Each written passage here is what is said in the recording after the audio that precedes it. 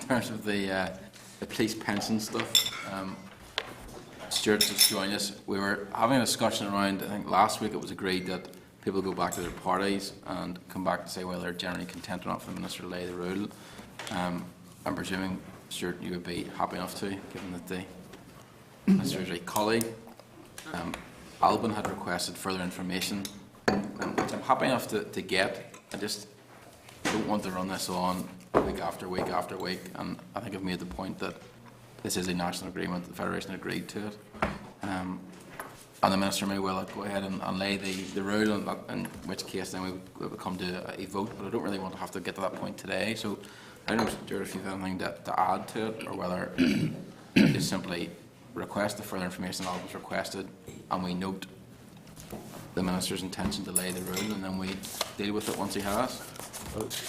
Thank you, Chair, and apologies for having to be in the welfare debate today. Just briefly in respect of the pension, police pension situation, I mean, clearly I do support what the Minister is trying to achieve in respect of this.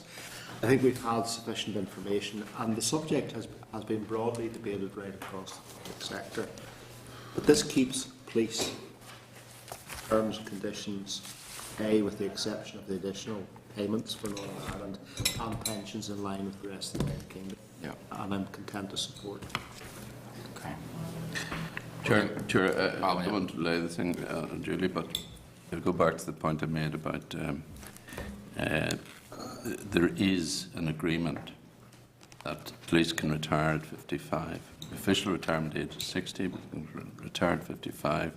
But as a result of retiring at 55, there are some actuarial deductions made, and those deductions are at 5%. Now, I'm not sure where that comes from in terms of primary legislation or the regulations. That is the permission to retire early, 55. Now, if that could be explored, and if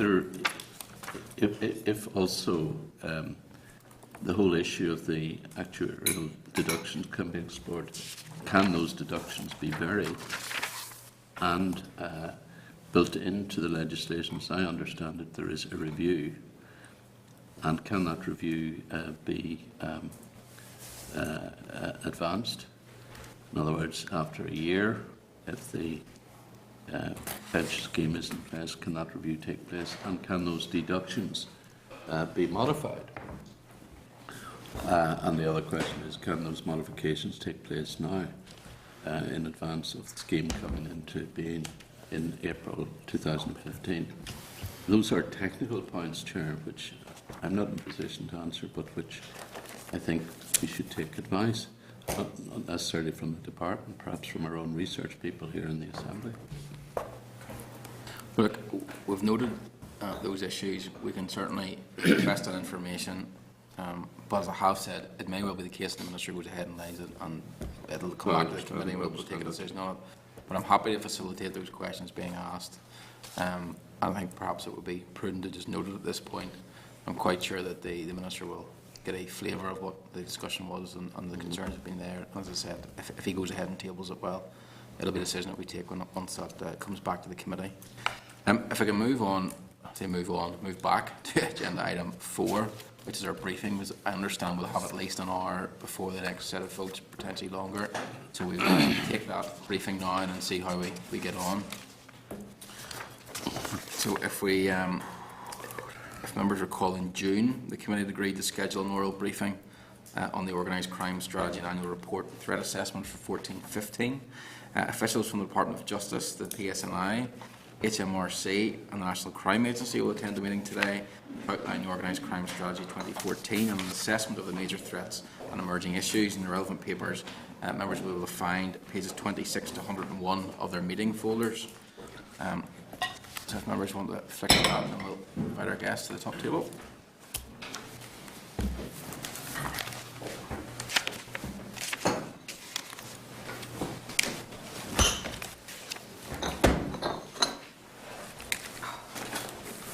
Okay, just as People are taking their seats. Can I welcome Simon Rogers, the Deputy Director of Protection of Organised Crime Unit in the Department of Justice, Rob Drennan, Detective Chief Superintendent, PSNI, Bob Lauder, Deputy Director Investigations, National Crime Agency, and Mike Parkinson, the Assistant Director of Criminal Investigations, HMRC.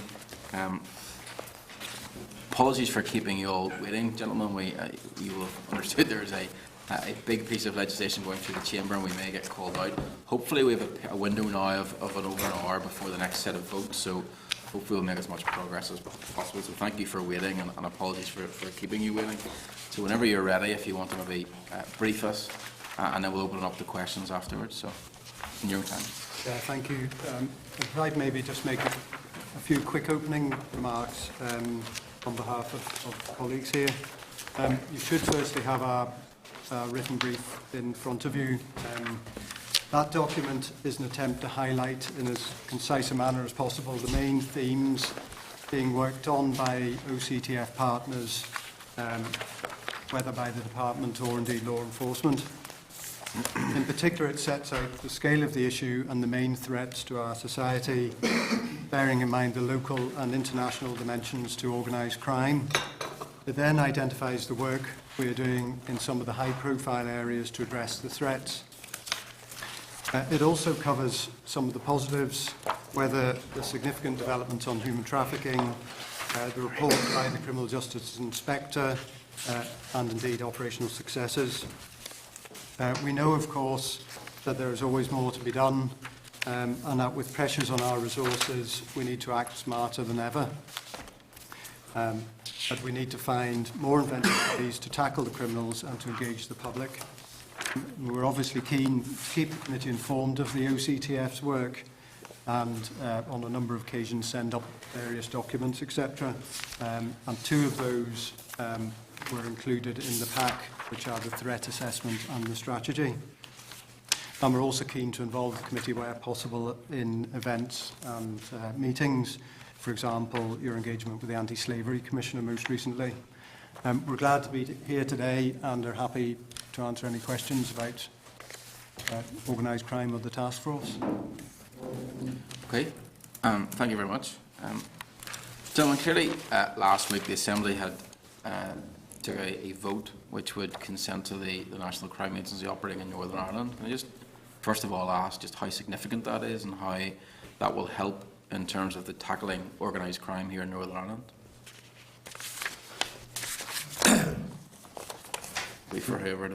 Well, I'll perhaps start off, Chair.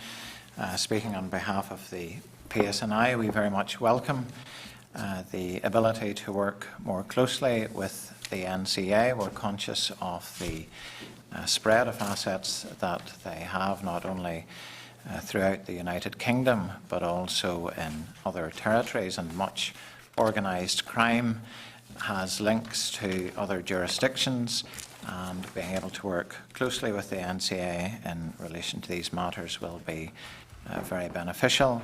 Some of their specialist capabilities also around areas of concern such as cybercrime, it will be good to be able to work more closely with them in relation to those matters. So from the PSNI point of view, that's very welcome. Also, their ability to deal with civil recovery will be very beneficial. From a UK perspective, it's really, I think, really important that we're able to do that throughout GB and the rest of the United Kingdom, so that we can actually square the circle where we're dealing with serious organised crime, and whilst we may be able to put interdictions in place in Europe or further or in GB, to be to be able to square the circle and actually impact on those who would engage in that type of criminality within Northern Ireland is really, I think, impactive in a negative way for serious organised crime groups.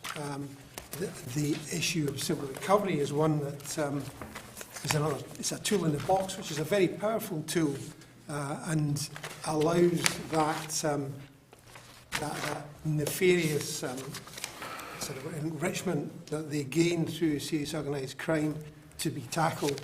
And that sends really strong messages out to communities, as I'm sure that members will be aware, that they actually see those who set themselves up as role models having their assets stripped from them.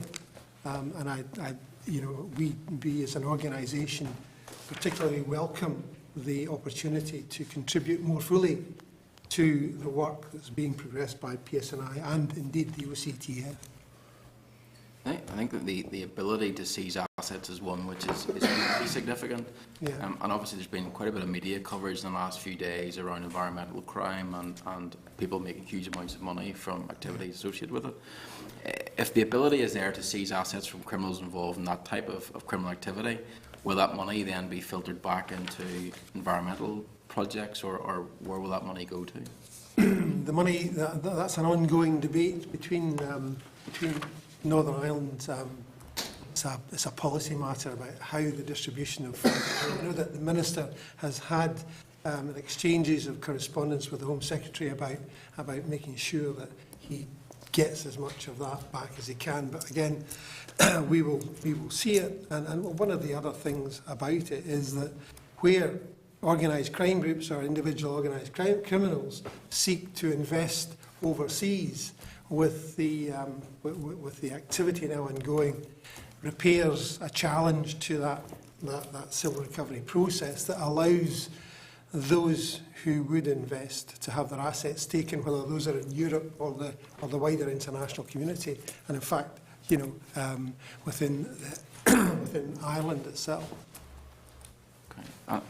One of the associated issues is the whole issue of fuel smuggling and fuel laundering here in Northern Ireland. It's one of those issues that I think continually frustrates politicians. It certainly frustrates the public, that everyone knows it's going on, everyone knows who's involved in it, and it's funding, in many cases, terrorist organisations in Northern Ireland.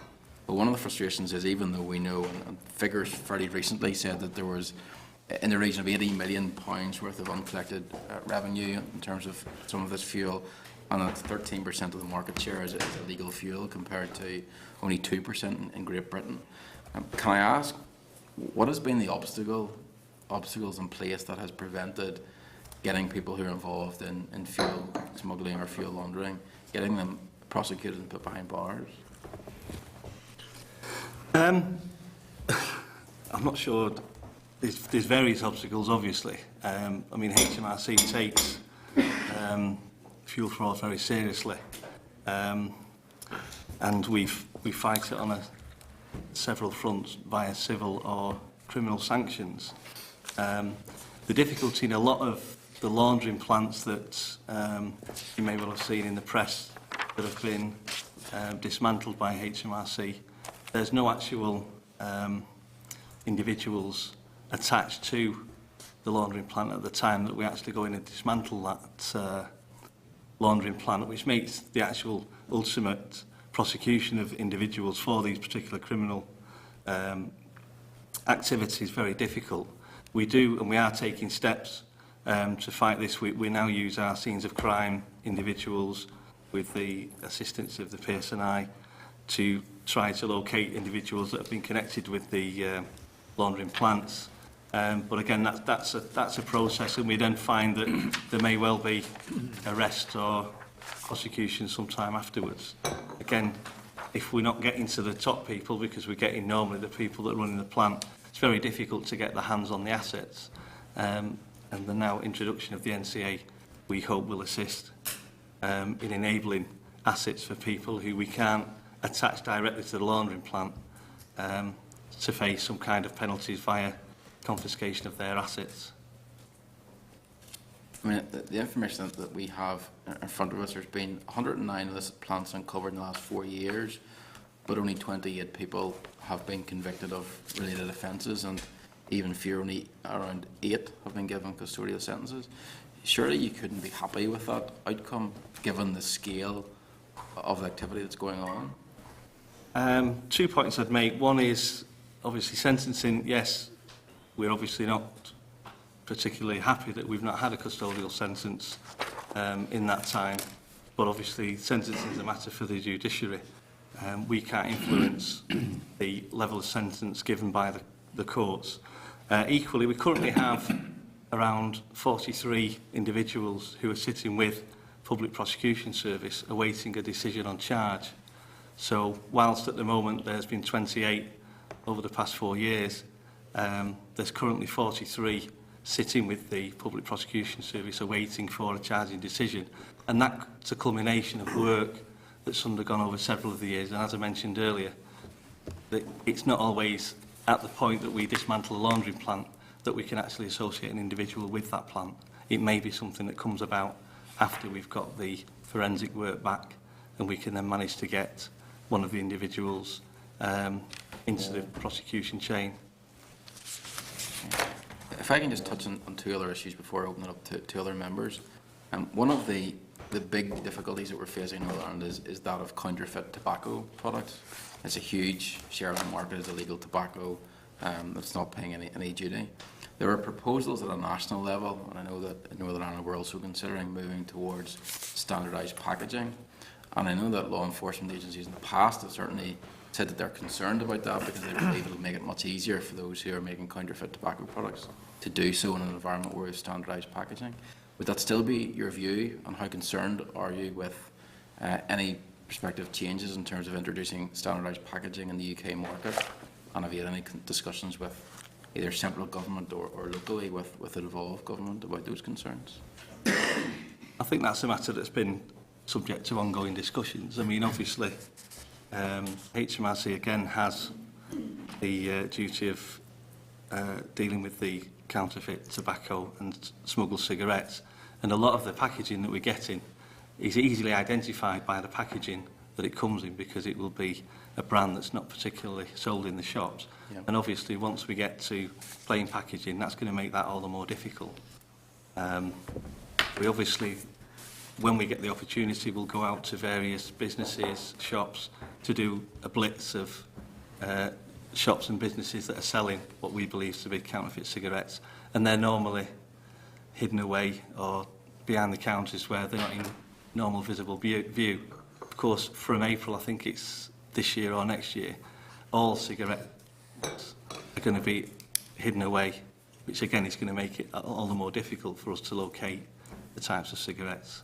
So in answer to your question, yes, we are concerned. Okay. And just finally, you in the opening comments mentioned about cybercrime, and given how much we all use the internet now for day-to-day things, where our smartphones do banking and all that kind of activity, how much of a spike have you seen in recent times, and how much will that continue in terms of the emphasis that you will have on cybercrime? What other areas do you think that there will be emerging criminal activity at a large-scale organised level? I think that in terms of a national perspective on it, cyber enables crimes that are currently on the books to be, I suppose, undertaken more effectively and more anonymously. And as we become more attuned to what the capabilities are, there are new crimes that are being identified. There's been a significant investment in terms of the National Cyber Crime Unit, which sits under the umbrella of the National Crime Agency, and I know that PSNI have been developing their own capability, and it's that type of ingenuity, that type of technology that everyone needs to contribute to, and it's a really significant threat in terms of all types of crime, you know, whether that be drug trafficking, human trafficking, child sexual exploitation, or whatever. This is the way that it's facilitated by organised crime groups, and it's one of those things that really does pose a significant threat to all areas across the world. Never mind, you know, the United Kingdom or GB. So we are investing significantly in that. We have diverted some detectives from the standard investigative duty to concentrate on the threat from cyber.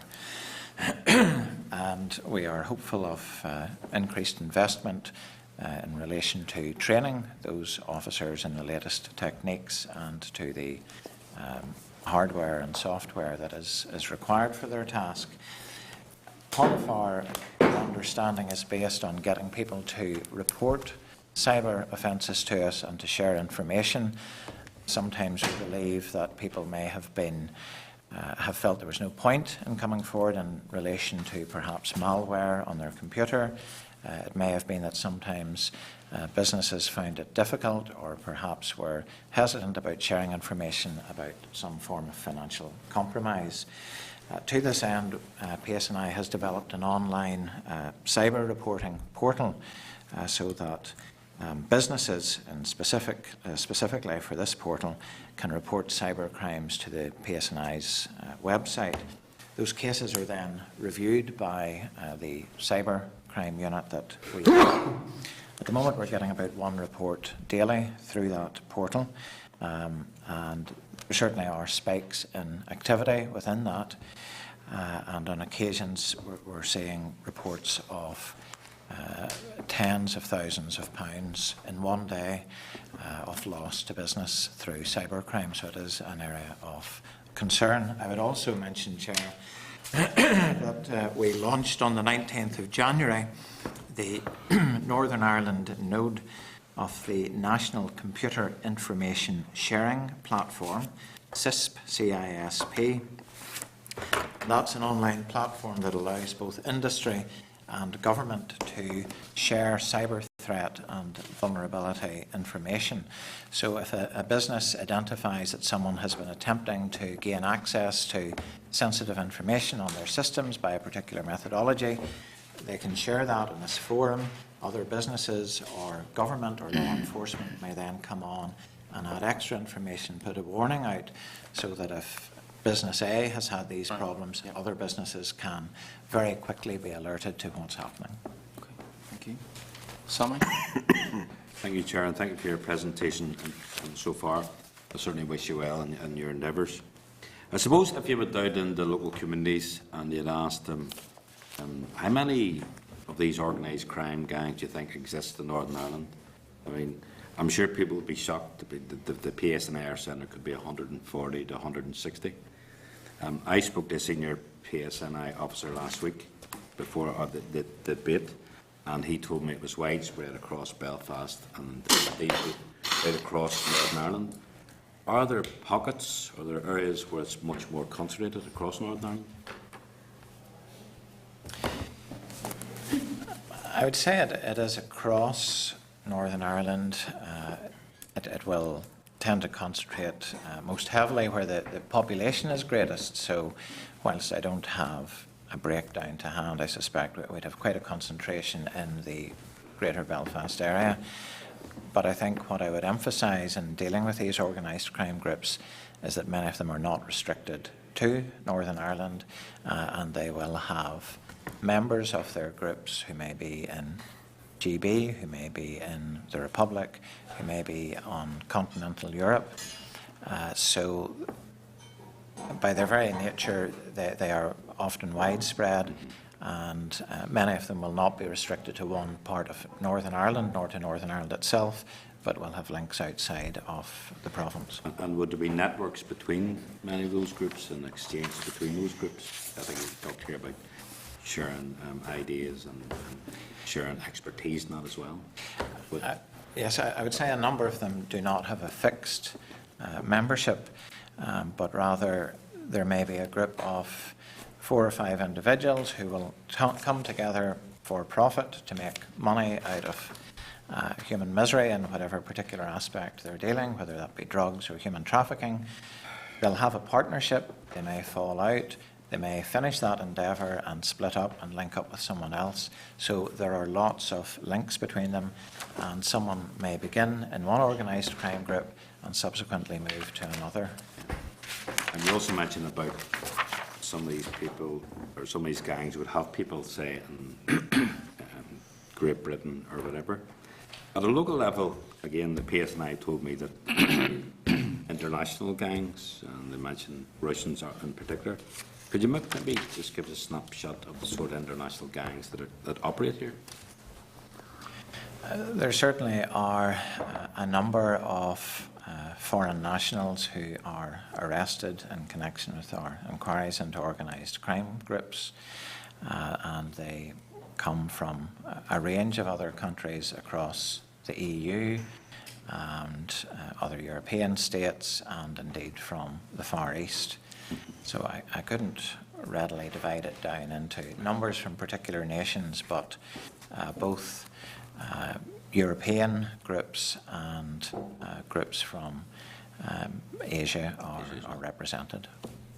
And just finally, Chair, last point is that I suppose the communities right across Northern Ireland would want us to tackle this and want you to tackle it.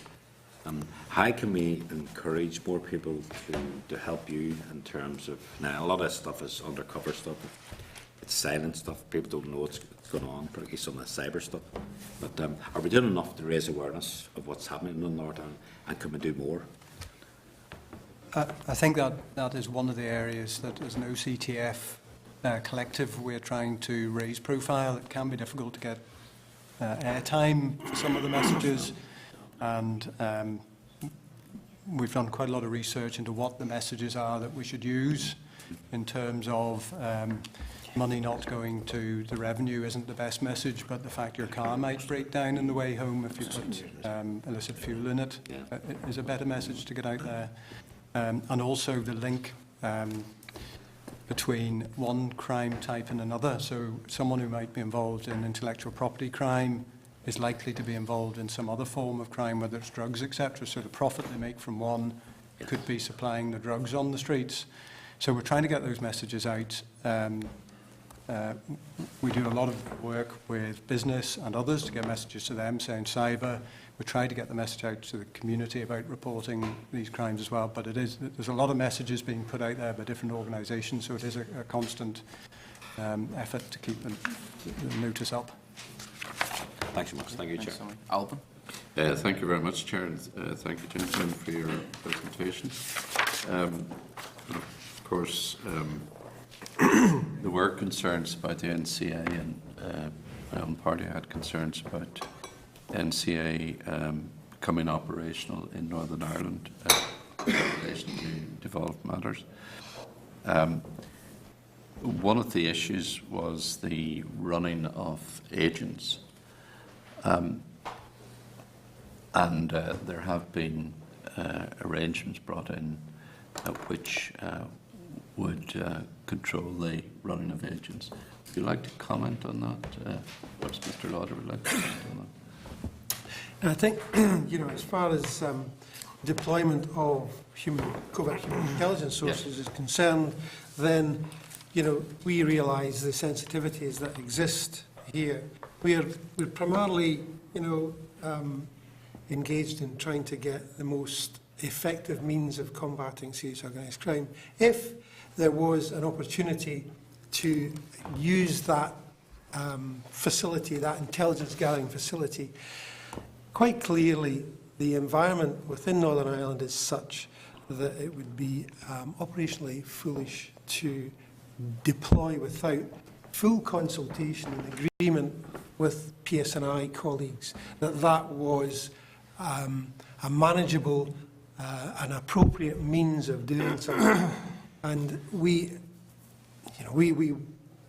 talking precursor terms of SOCA, we have always had that relationship. It's more detailed now, and it would not be an operational commitment that the National Crime Agency would undertake unless we had the agreement and the consensus of PSNI that was an appropriate and it was going to achieve the operational objective. If the PSNI indicated to us that they were not content with that, then that activity would be discontinued, or the thought of it would be discontinued. We would not deploy unless we had that firm and solid agreement that it was something which we could do and would be manageable and would be appropriate and produce the operational result we want. Thank you very much.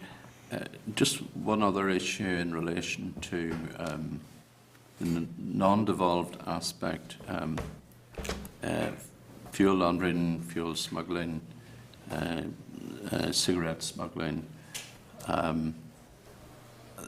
My understanding is that was non-devolved. Now,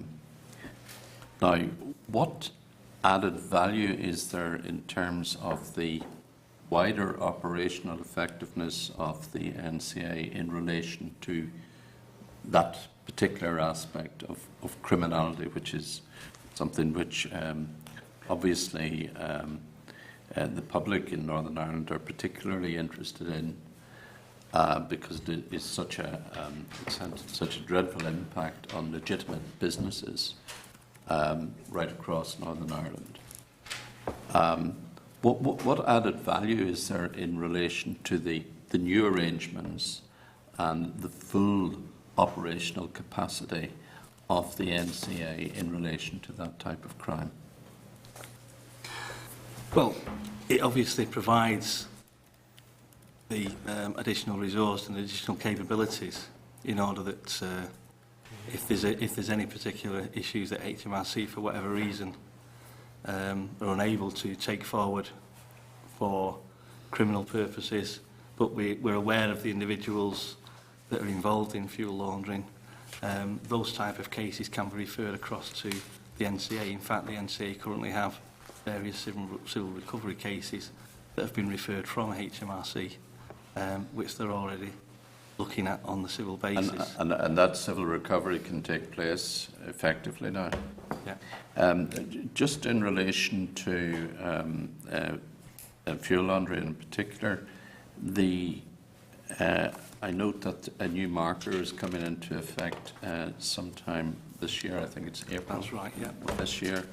What effect will that have, in your estimation, on fuel laundering in Ireland? I think it will have a major impact.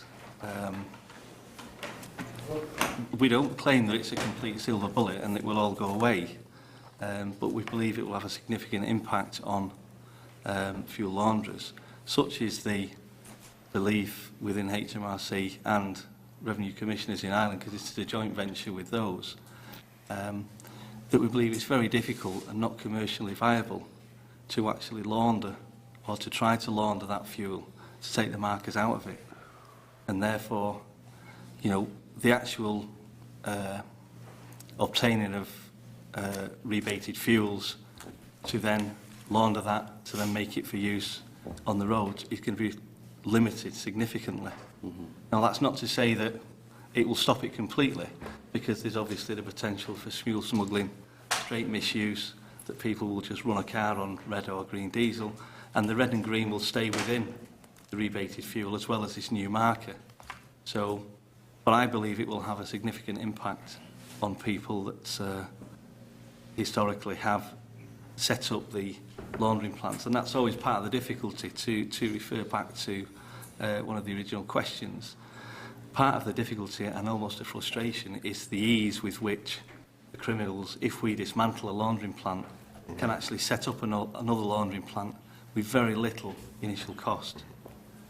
We expect that the new marker will be such that to actually, to try and get the equipment that's required to actually launder the fuel is significant, and then what's required and the chemical know-how to do that is very difficult to achieve the full laundering of the fuel. So we believe that it will have an impact, but as I say, we don't consider it's the answer to all our prayers. We don't think it's that silver bullet, but we do believe it will have a significant impact on fuel launderers. Thank you very much, Chair. Okay. Tom? Chair, thank you, and thanks for the presentation. Going back to the fuel laundering again, 38 plants dismantled. How many people were charged and how many convicted out of that? It's difficult to look to the actual 38. I haven't got a figure on the actual 38, because obviously the prosecutions follow at some time normally after we've actually taken out the plant. There may be nobody at the plant on the day that we actually dismantle the plant, and it could be some 3, 4, 5 months later that we may get some kind of forensic match on individuals, and if they're on the database, then obviously we can go out and pick up those individuals. on some occasions we've got some DNA matches, but obviously we've not got the people on the DNA database, so we're not aware of who the actual individual is that was involved in that particular laundering plant. I mean, we have recently instances where laundering plants taken out over 18 months ago that we've now located people because of subsequent action, potentially against different frauds, have given us a DNA match for somebody that used to operate the plant. Again, part of the difficulty with the laundering plants is that they generally tend to be fully automated, and literally, you know, it takes one switch, you know, switch on the switch, and very little human involvement then in the rest of the laundering plant, and that makes it very difficult for us to actually associate somebody with the plant.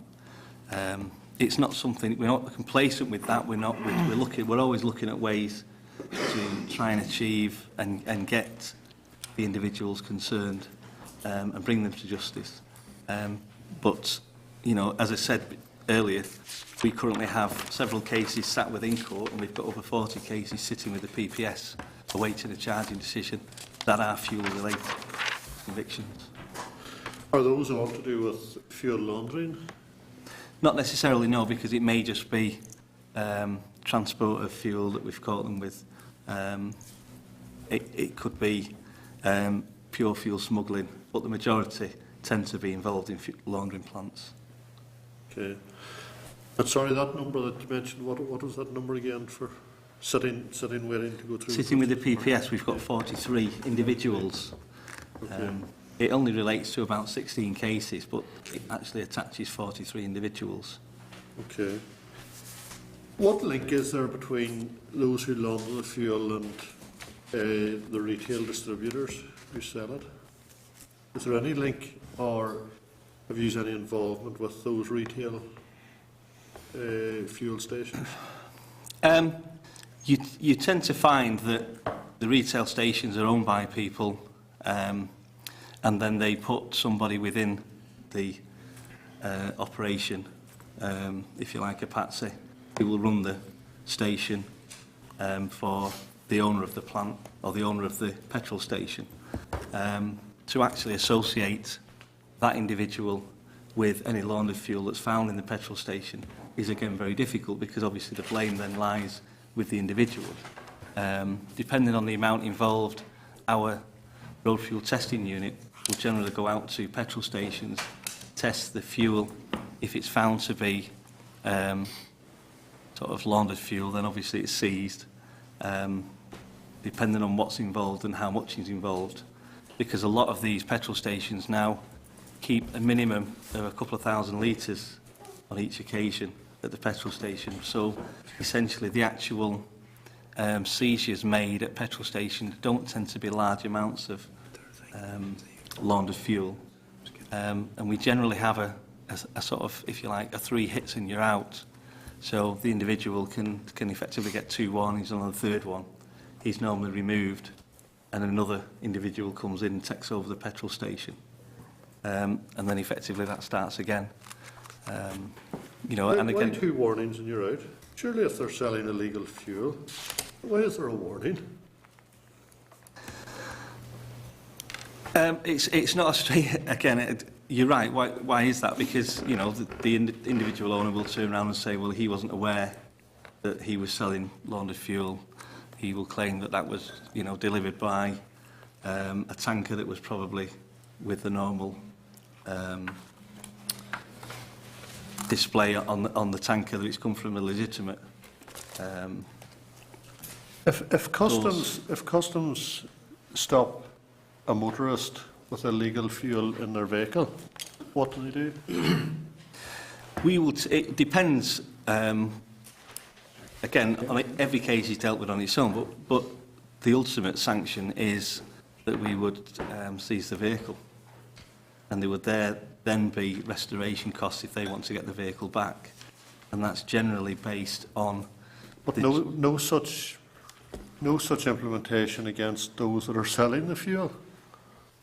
Well, it's, you know, he will be asked the questions: where did you get the fuel from? He'll generally either give a petrol station or you know, he's collected it twice. So we will obviously then take the next step and take it off to the petrol station. But given the amount that's normally in a vehicle, it's not cost effective to effectively take that for prosecution, because the amount in the vehicle and the fuel that's within the vehicle is minimal in the How out. many fuel station owners or managers have been convicted of selling illegal fuel? I don't actually have that breakdown, but I don't think it's very many. I don't think it's very many. In fact, I don't think it's any. But as I say to you, at the point that, you know, they are then... But if they sell it to me and I'm found with it, or any member found with it in their vehicle, they can be convicted. They can lose their vehicle. And we've bought it unknowingly. I just think that the system is an absolute mess. I'm just looking at a report from the paper from well over a year ago. 467 filling stations caught stocking illegal fuel, and not one of them were closed down. Not one of them was closed down. They were all allowed to continue trading. They weren't allowed to pass the information on where those fuel stations were, Chairman. Weren't allowed to tell who they were, so we could still effectively have been calling and buying our fuel at them. I have to tell you folks, it is an absolute mess. Was that the figure for the whole of the UK? That was for Northern Ireland.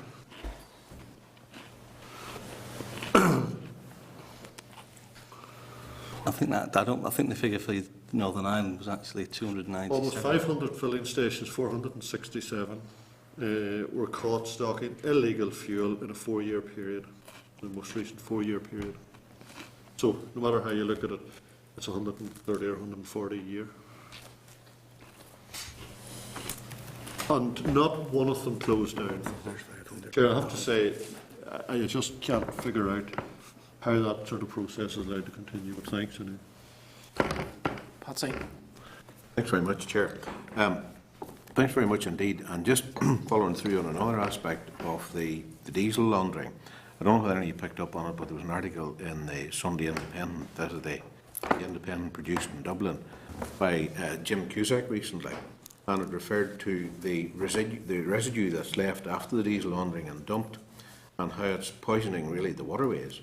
And people are petrified of the poison, but they're also petrified of some of these perpetrators who are doing this, and some of the muscle that they actually have.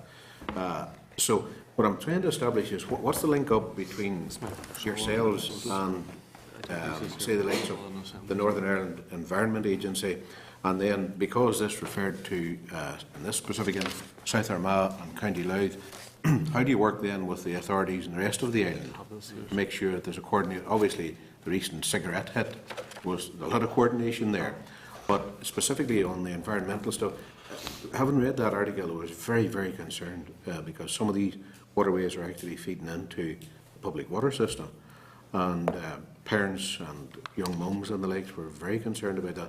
So I would like to hear just how really that works among yourselves with the first instance NIEA, and then likewise on the cross-border approach. I don't know who takes that one. Well, we actually have a cross-border fuel group, which is a subcommittee of the Organised Crime Task Force, Right. and HMRC lead on that.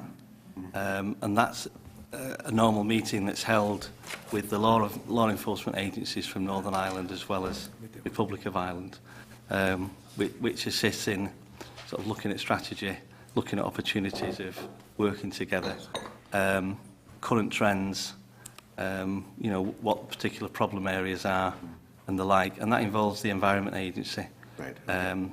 Transport Regulatory Authority, PSNI, NCA, Revenue Commissioners, and Garda Síochána, Right, okay. CAB in the south.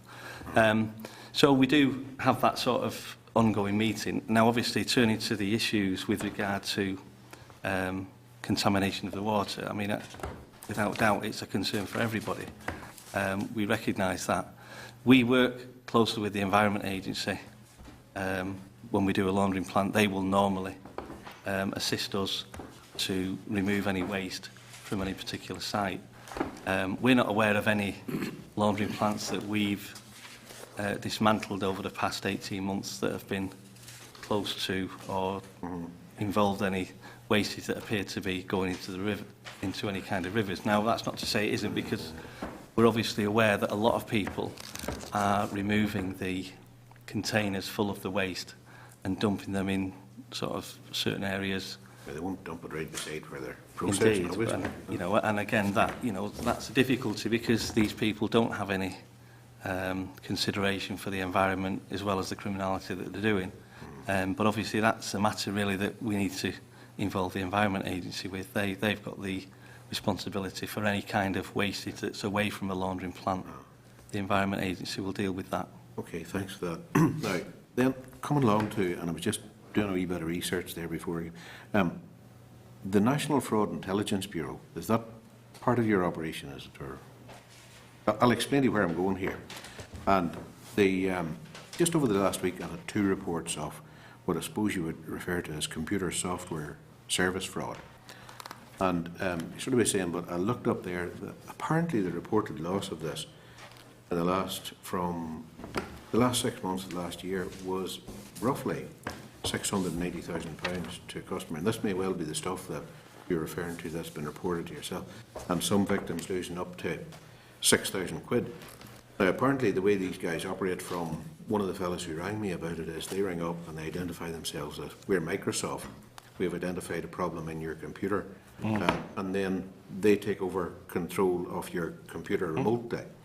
The only difficulty with that is they insert more problems into your computer and say, oh, this computer's a real mess, and you have to give them then your credit card details if you're daft enough to do so, or maybe worried enough to do so, given what you're seeing evolving in front of your screen.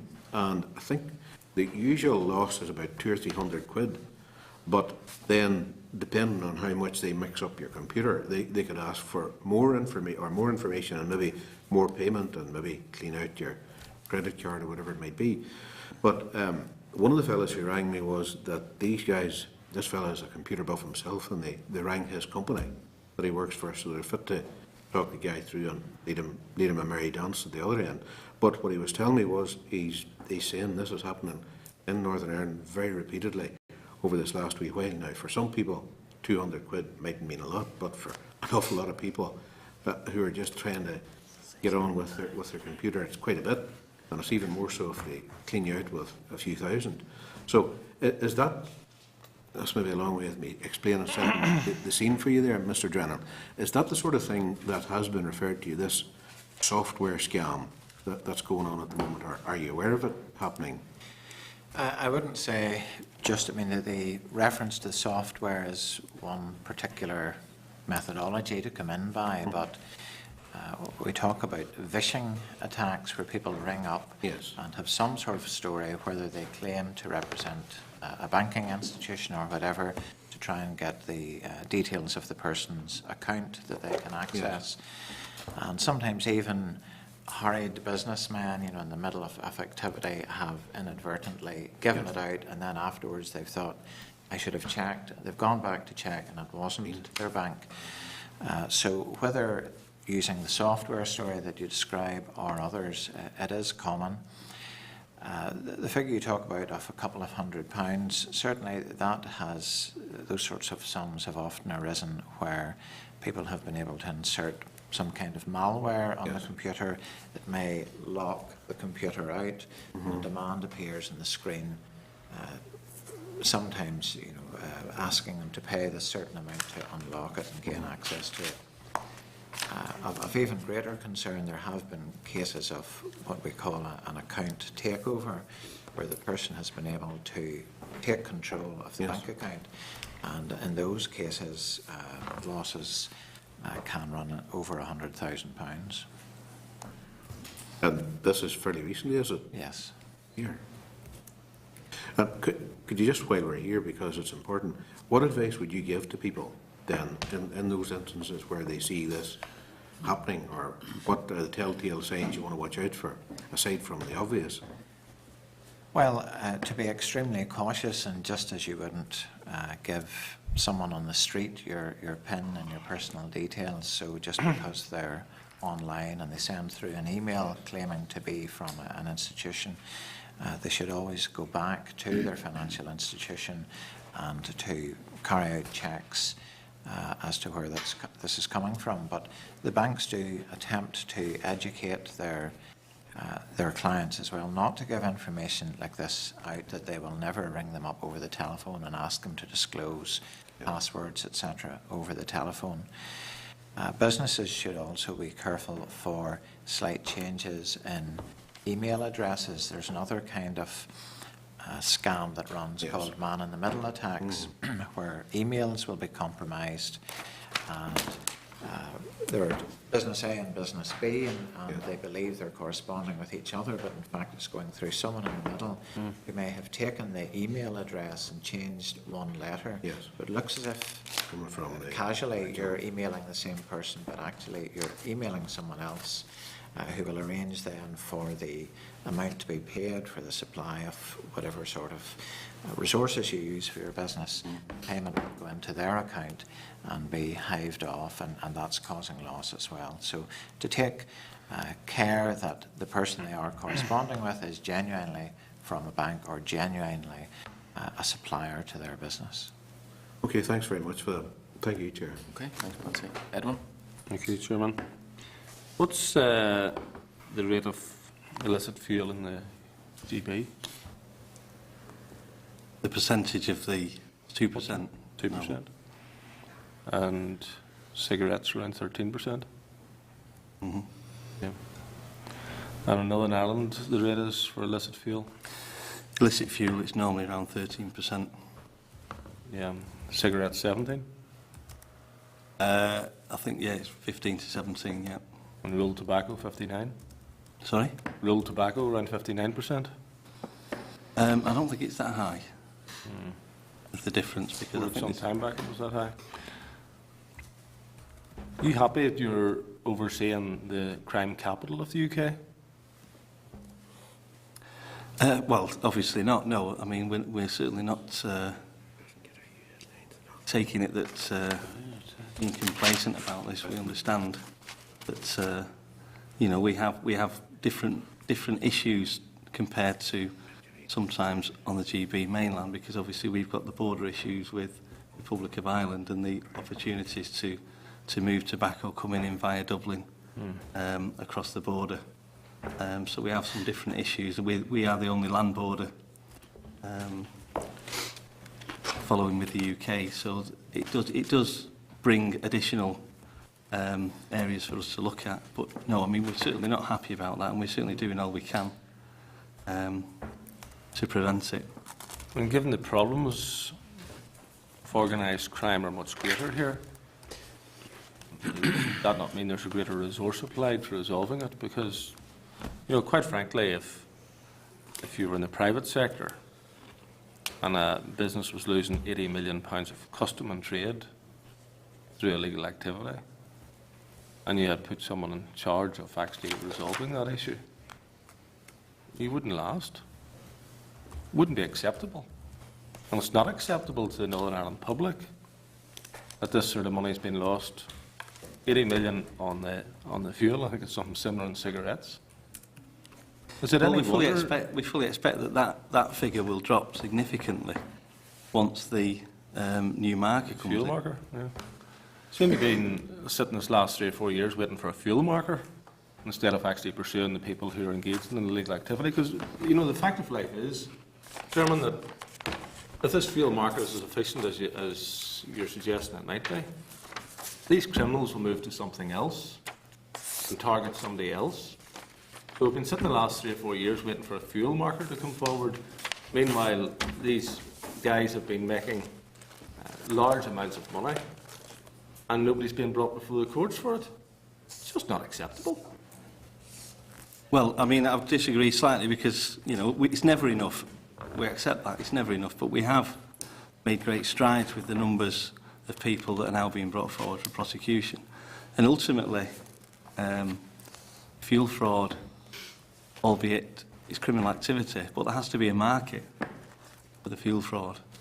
And the market is within Northern Ireland, because that's where the majority of the fuel is being purchased by members of the public, and the majority of public that purchase the fuel are aware that it is. But Mr. Elliott asked you a very reasonable question, and that was related to the number of filling stations who were selling the fuel. The remarkable thing about it is that you didn't publish the names of the filling stations, so don't blame the public. Whenever they are buying illegal fuel, and you won't even tell them who's selling the illegal fuel. Well, this was obviously an issue that was raised sort of 12 months ago, and we're prevented from naming individuals that sell the fuel. I mean, it's not, you know, we're prevented. By what or whom? We're prevented by Section 19 of the Commissioners for Revenue and Customs Act. And it's not, you know, there has been people looking at this, and it's not something that's finished off. We are looking to actually do something about this. It's not something that we've completely left and said, well, we're not doing that. But there are steps being taken to see if there's any way that we can actually go about and name the individuals that are involved, that have been effectively caught selling illicit fuel. It seems an absolutely ludicrous situation if you ever want to stop it, that the public can't assist you, and that they're actually supporting businesses which are engaging in this activity unwittingly. Well, the public can assist us, of course, because we have a confidential helpline for people to ring if they suspect that somebody near or close to them are purchasing illicit fuel or selling illicit fuel. There is an opportunity there to give confidential information, and we will action that. The other thing with these laundering plants, Chairman, is that whilst it may be simple enough procedure once it's set up, to actually run without there being a lot of people on the site, there's certainly plenty of vehicle movements to and from the site. You can't have oil being sold in large quantities without there being heavy goods vehicles shifting that. So, you know, it strikes me that if there's a reasonable degree of surveillance, there should be ample opportunities to bring people before the courts on that basis. And tell me this, can you assure this committee that there isn't people within your organisation tipping criminals off beforehand before these raids actually take place? Yes, I can assure the committee. And if there is any allegation made, HMRC would take this, or our internal governance office would take any such allegation seriously. And if any evidence is brought before us, they will investigate it accordingly. Because there's been high-profile cases in the past, in the recent past, where records were being destroyed hours before the authorities came on site. Now, why would someone just start destroying records on that particular day? I can't comment about that. I'm not. That was a joint operation with the Republic of Ireland, and effectively they had primacy for that particular investigation. Okay, so some they don't. Okay, well, thank you for your answers. I'll just make the remark that I don't see the service that we're getting from yourselves as being credible. I don't think that you're delivering when it comes to organised crime. And the record speaks for itself. Whenever you had 60 organised crime groups, whenever the Troubles ended in 1996, and we now have 170. So it's obviously rich pickings for criminals, and we're dependent on you people to actually sort it out for us. And it appears just to be escalating all of the time, and that's not an acceptable situation. Thanks, sir. Okay. Just before we move on to Raymond, just in terms of the changes that you're looking for, are those legislative changes in terms of the prohibition of you naming whose filling stations are? Is that a legislative change that you want to be able to do that? You said you were looking at some changes. Yeah, one of our oils policy department are now looking at the potential for actually naming individuals that are effectively caught, and how we can do that to get around the restrictions that are placed on us via the legislation as it is. So if there's a paragraph of that legislation that will allow us to do that. I mean, there is a form of disclosure of individual defaulters, if you like, currently for people who are not paying their corporation tax or income tax. There is a process now that defaulters are actually named by HMRC, but again, the amounts involved in that are quite significant, and that would take it away from the type of criminality and the type of seizures that would be made on the petrol stations. They don't get into that level. But obviously what we're looking at now is a way to try to do that. And on the point that Mr. Elliott had made about filling stations that are selling illegal fuel, about how they get an opportunity to have a few warnings before any action is taken, is that something that you would look to have changed as well? Because it would strike me that if you were a filling station owner, you would ensure to a much higher degree that your fuel you were buying was legitimate if you knew that you're not getting 2 warnings, but instead that there will be the full force of the law behind you if you're selling illegal product. Is that something that you advocate as well in terms of changing the law? I'm not clear if somebody's looking at that, but from my own thought process with that is that the majority of the petrol owners don't actually run the site, so they normally put somebody in there, and all it would mean is that each time that somebody was removed, they'd have somebody else coming in to get the licensing. I mean, we're obviously now increasing our controls over the RDCO scheme, which is the registered diesel providers, just to ensure that we get returns in from those. They're the people who actually deal with rebated oils registered with HMRC, so they have to have a licence in order to actually provide oils to various companies, and we're getting firmer with regard to the controls that those people have got to keep moving forward. I mean, again, it's just all part of the strategy in order to combat fuel fraud as best we can. Alban had indicated he wanted to... Are you happy enough? Yeah, sure. Alban, thank you very much, Deputy Chair. Just on the point of legitimate, or of garages selling illegal fuel, do you check the records of a garage in terms of where they, in terms of the records that they've kept in terms of receiving the fuel? Yes. And do you check to see whether VAT has been paid on that fuel? Yeah. And of course, if VAT isn't paid on the fuel, it's a no-brainer that the person or the garage receiving that was receiving illegal fuel. Does that not follow? That would normally be the case, but probably come back to talk about cybercrime. The ability now for the criminals to actually provide invoices that would appear on the face of it to be perfectly genuine invoices, which have a VAT number, which detail the VAT. It's not obvious at first glance that that would be false. We would then have to make steps to go to that actual supplier to check that fuel, and that's obviously what goes on then within the civil side of the organisation, to a point that somebody may well discover that these invoices are not genuine, and obviously the corrective action will be taken therein. Thank you very much, Chair. Sorry, Ruben. Okay, thank you very much. Just in relation, you mentioned Section 19, but what was the name of the Act? Commissioners for Revenue and Customs Act 2005. And that's obviously Westminster legislation? Yeah, okay. I have only one sort of brief point and will help maybe clear a matter up. The committee has received correspondence in relation to, and I see referenced it in your report, the Social Security Agency and the single investigation service, and they carry out investigations under PACE. A person has wrote to the committee saying that on the face of the legislation there's no reference to the Social Security Agency. Could you just clear that up, how they have the ability to do it under PACE?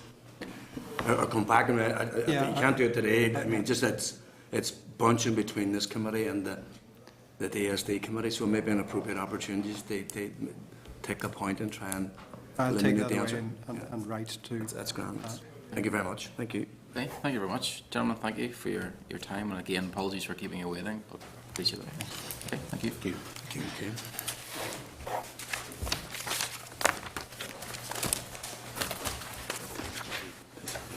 Carry on.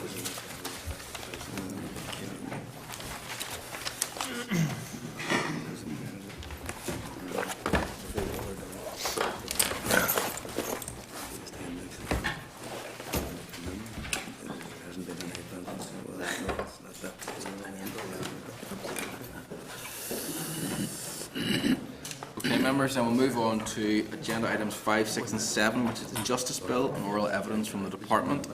Department officials will attend to outline Part 3 of the Justice Bill, which covers prosecutorial fines, Part 5, which deals with criminal records, and Clause 84 and 85, Part 8, which deal with youth justice. Discuss the issues raised in the written and oral evidence received by the committee and answer any questions. There's a separate hard copy pack, which is a bill pack, which members will have received, and you should refer to that. It includes a summary of the issues raised in the oral and written evidence, the written response from the Department, and the text of 5 amendments the Department has to bring forward in relation to Section 5. The cover memo at the front of the pack also sets out issues that we may wish to investigate. Can I welcome Maura Campbell, Deputy Director of Criminal Justice Development Division, Graham Walker, Acting Head of Speeding Up Justice and Equality Branch, and Paul Black, Speeding Up Justice Branch from the Department. If you wish to briefly outline the purposes of clause 17 through to 27 of the bill, and then if any members have any questions, we'll take those. So, in your time, thank you. Okay, thank you very much, Chairman. And this is the first of 3 sessions this afternoon, looking at various aspects of the Justice Bill, starting with Part 3 on prosecutorial fines. And in this section of the bill, what we're proposing to do is introduce a further alternative to prosecution through the courts as part of our wider agenda on speeding up justice. These would be for minor offences by non-habitual offenders over the age of 18. We haven't sought to designate a list of offences on the face of the legislation, since we believe it should be for trained prosecutors to consider whether a prosecutorial fine is appropriate in individual cases, in much the same way as they would do already for other types of diversionary disposals. The Director of Public Prosecutions will issue guidelines for prosecutors, which will be the subject of public consultation. Fines would be set at a maximum of £200, and the prosecutor could also order reparation to the victim in cases of criminal damage, up to a maximum of £5,000. This would be for actual losses as a consequence of the offence. The offender levy would still be applied, as would be the case if the person were fined by the court, with the proceeds going to the Victim of Crime Fund. The alleged offender would have 21 days to consider the offer of a prosecutorial fine and 28 days to pay it. They would always have the option of declining the offer and having their case heard in court instead. But our hope is that by dealing with a number of low-level offences outside of the courtroom in this way, we should be able to free up police and prosecution resources as well as court time, which could be better directed towards more serious offending. In terms of your committee consultation on the bill, a number of consultees asked questions around how prosecutorial fines would operate in practice. For instance, Women's Aid highlighted concerns about them being used for domestically motivated offences. And while it will be for the PPS, as I mentioned earlier, to decide how the disposal is used, we wouldn't expect prosecutorial fines to be used in those types of cases. NAACRO asked about the criminal records implications of accepting a prosecutorial fine, and the Department's response confirmed that an individual would not receive a formal criminal record, though it would be recorded on a person's criminal history so that the justice agencies would be aware of it in the event that the person went on to commit further offences. The only circumstances in which receipt of one of these fines might be disclosed would be through an enhanced check, if that were relevant to the position for which the person had applied. And of course, Access NI are dealing there with posts where there is a potential safeguarding issue. A number of general points were also made by consultees about the wider fine collection and enforcement regime. And we noted in our response that we're aiming to address these issues through a further bill which the Department is hoping to introduce before the summer. The Public Prosecution Service welcomed the introduction of prosecutorial fines in principle, but suggested that we should expand the provisions to include all low-level road traffic cases for which mandatory penalty points would be imposed in court. We've had some discussion with the PPS about this proposal and with DOE colleagues, since it's the DOE which has the policy responsibility for road safety, including road traffic penalties. DOE have agreed to consider the PPS proposal, but they'd like to do so as part of a planned review of road safety, and they were also of the view that further public consultation may be necessary. So while we'd no real objection in principle to what the PPS are now proposing, the reality is that it wouldn't, in our view, be possible to accommodate the change they've asked for during the passage of this bill. We'd be happy now to take questions on these points or any others that members may have on this part of the bill. Okay, just in terms of, you've mentioned the concern about the areas in which fines could be used for. In terms of the guidance that will be given to the PPS, will there be a consultation on that guidance, or will the committee have an opportunity to feed into that process? Well, we did confirm with the PPS that the Director does intend that that guidance should go out for full public consultation, so I would imagine it'd be open to anyone with an interest to respond to that. Edwin? Who can impose these fines?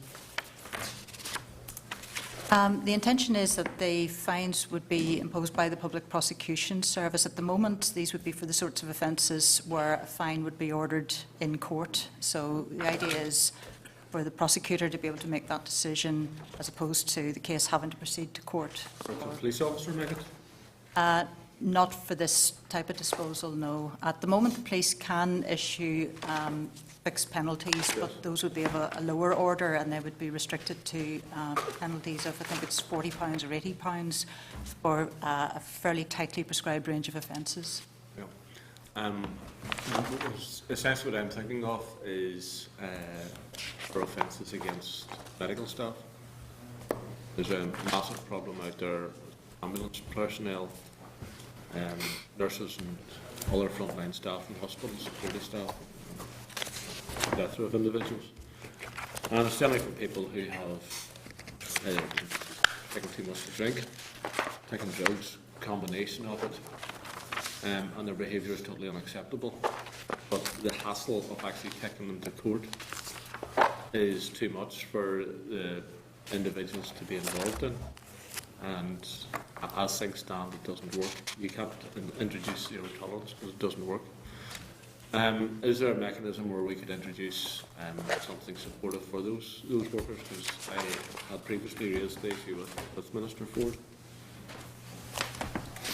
I suppose in those sort of circumstances, what the prosecutor would be looking at is what threat does that individual pose more widely to public safety. If it was a case that someone, maybe because they're under the influence of alcohol, was behaving out of character, then I expect possibly this sort of fine could be applied. Yes, technically a prosecutorial fine could be levied for an offensive assault in those situations. It would be a matter for the Public Prosecution Service to decide whether the severity or lack of severity of that incident warranted a prosecutorial fine.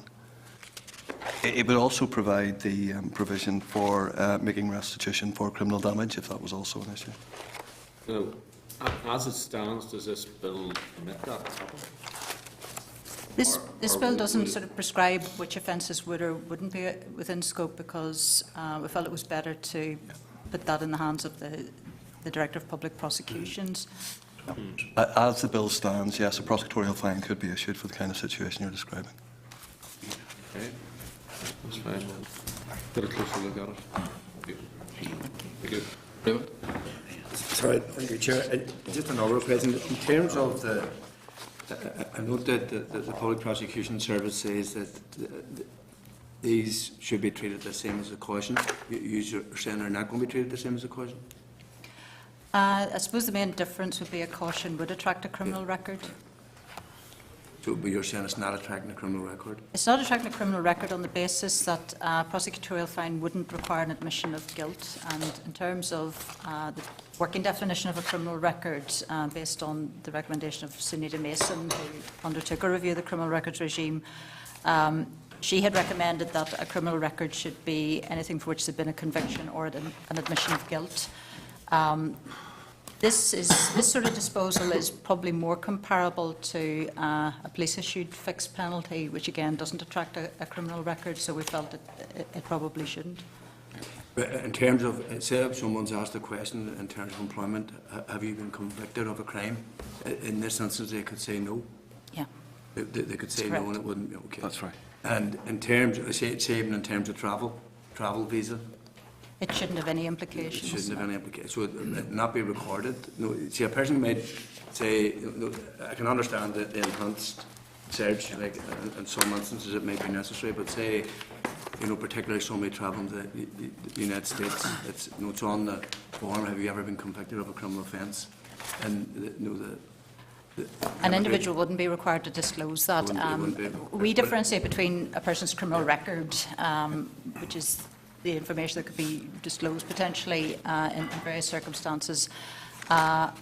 Differentiate that from the criminal history, which is basically information that the justice agencies are required to hold for basically in the public interest, I suppose, in case there's further offending by the individual and they need to be aware of what else they may have done in the past. And these will be offered in all circumstances? Sorry, Mark. No, they won't be offered in all circumstances. It will be for the prosecutor to decide whether the case warrants it. If the case they consider is too severe, it may not be eligible.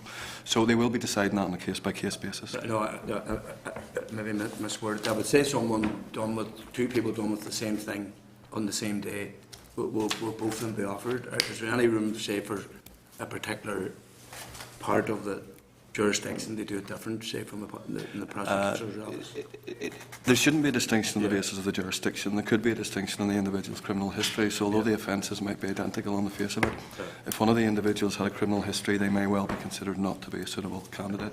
This is targeted, as Maurice said, we see this somewhat as an extension of the police-issued fixed penalty. These are geared towards low-level, non-habitual offenders. We want to give individuals the opportunity who maybe made a mistake early in life not to carry the consequence of a criminal record for that. So it doesn't result in a criminal record and it's not considered a conviction. And the reason why I ask, it's like adult caution or the sort of fixed penalties. A local sort of community police officer might have no sense of who the person is, etc. And in our circumstance, so it's how do we? Is there going to be some sort of trawl done of how these are imposed and questions asked, why was it given here and not given there?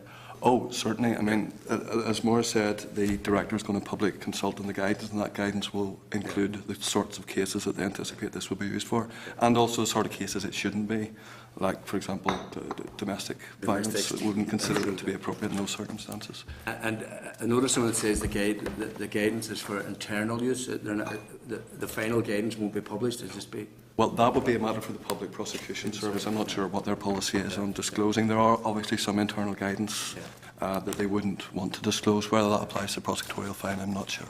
And can people apply for it, or is it just down to the discretion of the PPS? No, it's at the discretion of the PPS. So you can't make a case, you're a lawyer, you can't make a case saying, look, here's someone done a very minor offence. Would you consider in this instance? No, they can't be demanded and they can't be imposed. It's a voluntary disposal. In terms of the fine system, will there be different levels of fines? Or? There is a potential there to offer a fine of up to £200. That's the maximum amount. Within that, we expect that the PPS will probably introduce a system of banding, perhaps £25, but they're not compelled to do that by the legislation. Okay. But it will be the maximum, and it's pegged to the maximum level 1 fine, which is currently £200. So if that shifts, prosecutorial fine will shift to reflect that. In the past, and I know now there's obviously legislation coming before us, but the payment of fines is a big issue. Yeah, certainly. So I mean, and again, and it can be just someone just either say it's £400 fine will do the 2 days, or it can be people who genuinely can't afford it. So how do we put the balance? I mean, it certainly is an issue, and it was an issue that was raised during the consultation. We did actually, in light of that, consider developing some kind of system and legislate with the prosecutorial fine to deal with those situations, but as the Fine and Enforcement Bill was coming on, it felt like it would have been a bit of a duplication to try and develop that sort of system solely for the prosecutorial fine. When the Fines and Enforcement Bill hopefully passes into law, then people will have plenty of opportunity to negotiate stage payments and so on with the court service. But those are problems that are associated generally with fines, not particularly to the prosecutorial fine, which is why we decided not to actually legislate for a specific payment process. I mean, NACRO makes a suggestion which the department seems to rule out in terms of, you know, a specific design for payment for this type of fine, but you're saying the normal procedure should... I think given that this will probably apply to, well, we're estimating maybe about 3,000 cases per annum, it would probably be disproportionate to design a separate system for these. I think given that there is legislation coming down the track that will hopefully help to reform the entire fine collection enforcement regime, it seems more sensible to wait for that.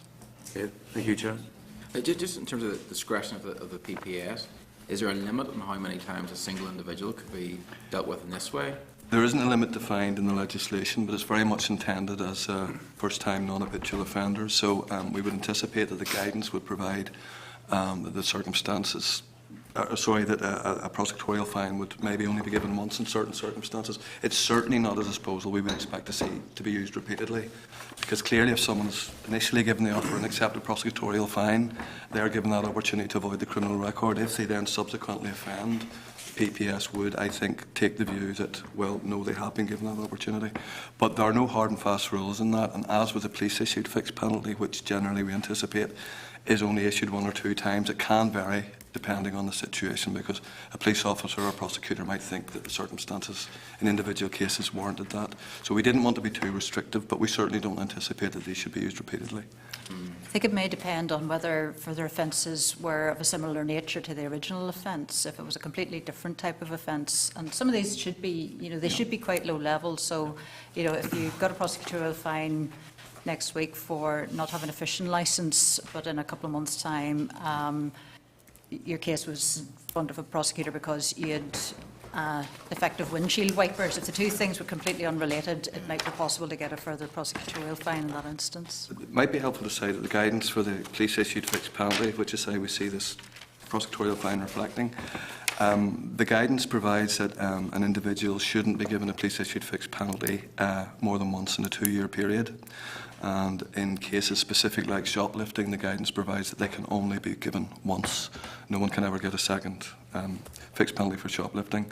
But as Morris says, if it's a different type of offending, if there's a significant period of time, then the police do have the option to do that. And we'd expect the prosecutors as well to exercise that kind of judgment. And that judgment will be confined by the guidance that the Director provides.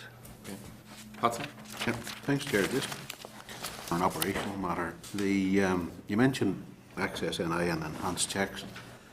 Is any of these proposals going to add to the workload over there? I wouldn't have thought so. If anything, there should be fewer individuals who would now be getting a criminal record, because if, in the absence of this disposal, what would be happening instead would be the cases would be going into court and people would be getting a criminal record as a result of their fine. So this should actually reduce the number of individuals who would be getting something on their record. So I don't see it adding to the workload of Access NI. There's reason, obviously, for me asking that, and it's very, very slow to the point of just almost grinding to a halt at the moment, particularly if it goes for an enhanced check. Every person who can't get a job because of it, can't walk into a job. Sorry, they've got the job, but they can't walk into the job because of it. So clearly, anything that could be done to facilitate and make that more efficient, obviously, the better. Can I move just then? Are you dealing with the update service now, or are you? I think we'll wait until we have other colleagues at the table to deal with that. Because it's obviously linked. Okay, thanks, Chair. All right, Paul? Yes, thank you, Chair. And I understand the logic behind discretion and everything else, but can I explore the link between the Director of Public Prosecutions and the feedback or the line of communication with the local bobby, police officer, who maybe knows the person or knows the family of the person. Will the DPP ask for a reference, or would that make the system too bogged down? How will that work? Will it just be a case of running down a list and it's a first-time offender, minor offence, let's get sorted with a fine here and get it pushed out, or will there be a logic behind it, a thought process behind it, and an injection of well, one, common sense, and two, local knowledge? I suppose, as would already be the case when the police are putting a file forward to the PPS, they would include any information that they think is relevant to that particular case. So in the circumstance you're talking about, where they maybe have some knowledge of the individual and maybe whether or not this was an act that was in character or maybe a one-off, I would expect that is the sort of information that they would provide pass on to the PPS. Yeah. I mean, that may form part of the case file. That there's no provision currently for some kind of referral process where a prosecutor would back and seek a police officer's opinion. There may be a difficulty with that as well, in that if an individual doesn't have the advantage of having that officer having local knowledge, then they're at a slight disadvantage, I think, because they aren't going to be a positive character reference, if you like. So no, there is no actual formal process involving that at the moment. Is there a danger that a repeat offender of the same type of crime could end up getting a second and a third fine, but of a more a larger amount, which to me wouldn't be appropriate and wouldn't serve the purpose, because obviously financial penalty hasn't deterred or hasn't made a difference, and to scale it up simply hasn't stopped or prevented further crimes. I think if a prosecutor were to consider giving a second or certainly subsequent prosecutorial fines to the same individual, they would be constrained by the director's guidance. As I say, we don't expect. Technically, the legislation wouldn't prevent that, but these will be subject to public consultation. They'll be closely monitored within the PPS themselves, and the guidance will provide that the prosecutorial fine is not a suitable disposal for repeat offenders. Imagine, let's flip the logic over in this. Shoplifter was caught stealing lipstick or a carton of milk or a garment or whatever, and gets fined 25, 30. Goes out then and steals something else to sell it to pay the fine. Yeah. Where do we go from there? You can see a vicious circle. If it was a sort of shoplifting situation you describe, a lipstick, I would expect almost certainly that would be dealt with by a police-issued fixed penalty. Shoplifting is one of the offences that covers, but the guidance was very clear in those circumstances. A police-issued fixed penalty can never be given twice for shoplifting. Once someone has received a ticket, a penalty for shoplifting, they can't be given a second one. And I think the guidance for the prosecutors will provide the same sort of thing. We do focus on the fact that these are for non-habitual, low-level, first-time offenders. So someone who is a habitual offender certainly wouldn't be considered a candidate for repeat prosecutorial fines. Whilst I certainly agree and see the logic in this, how can you assure me then that won't become the case for habitual offenders? Is there no safeguard in there in the current legislation, or the bill, sorry, that would prevent that from happening? That becomes just an easy process. Yeah. Well, for PP. So we didn't provide in the legislation because, in the way that we did for the police-issued fixed penalty, because clearly a prosecutor has discretion. They'd be looking at each case on an individual basis, and a similar offence can be very different circumstances. So we didn't want to constrain that. However, I would come back to the guidance, which will be public and consulted upon, will form part of the Code for Prosecutors, which also requires consultation with the Attorney General.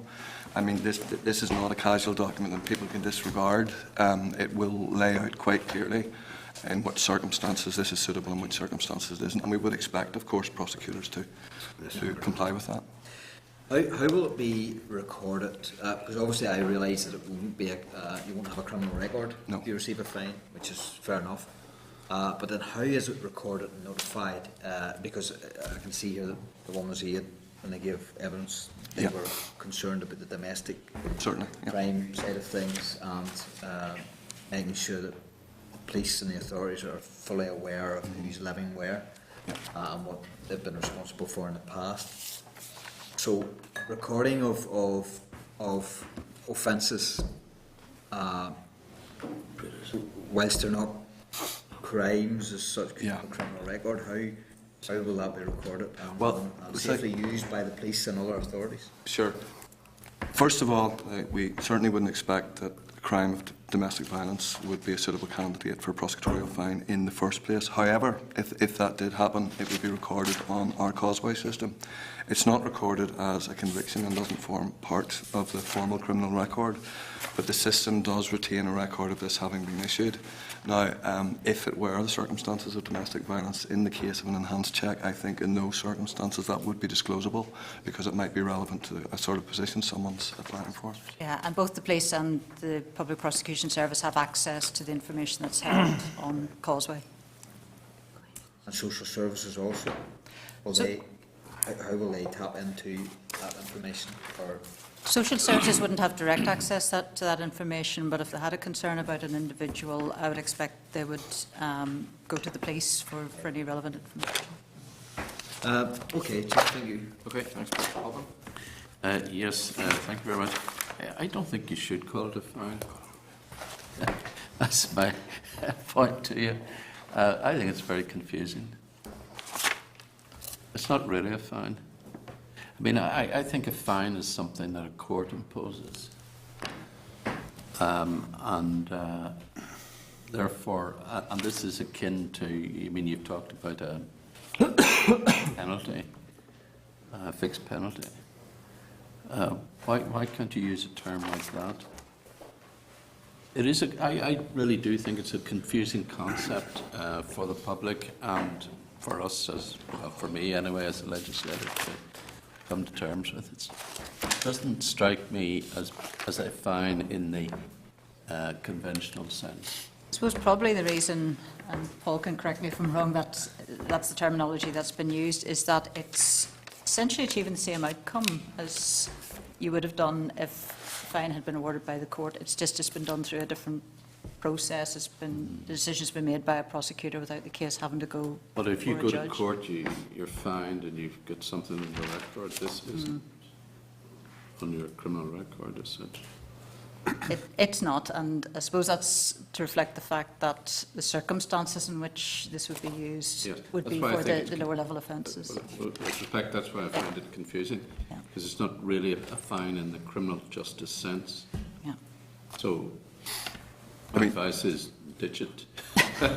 Historically, it had always been called a fine. This goes right back to the Criminal Justice Review of 2000, where it was referred to prosecutorial fine, and again in Access to Justice Review 2011 referred to it as a prosecutorial fine, and Scotland operate a very similar system, which they refer to as a fiscal fine. Yes, but yes, I take your point about how it being distinct from a court's disposal. It really does. I think it is a confusing term to use, and I would. I think you should review the use of that term. I don't know if you can use the term fixed penalty or penalty, because it's obviously not a fixed penalty in the sense that it would be a variable.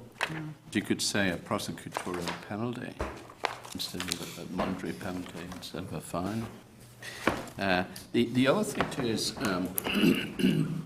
in answer to Mr. McCartney's question, that a person can't demand that this be imposed, but can they request it?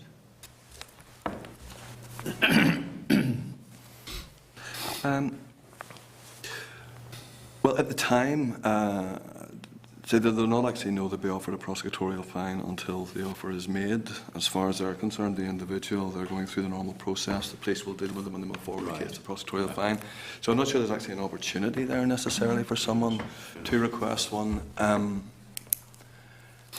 I would have thought not, Mr. McGuinness, and that it would be at the discretion of the prosecutor that that's the most appropriate disposal in that particular case.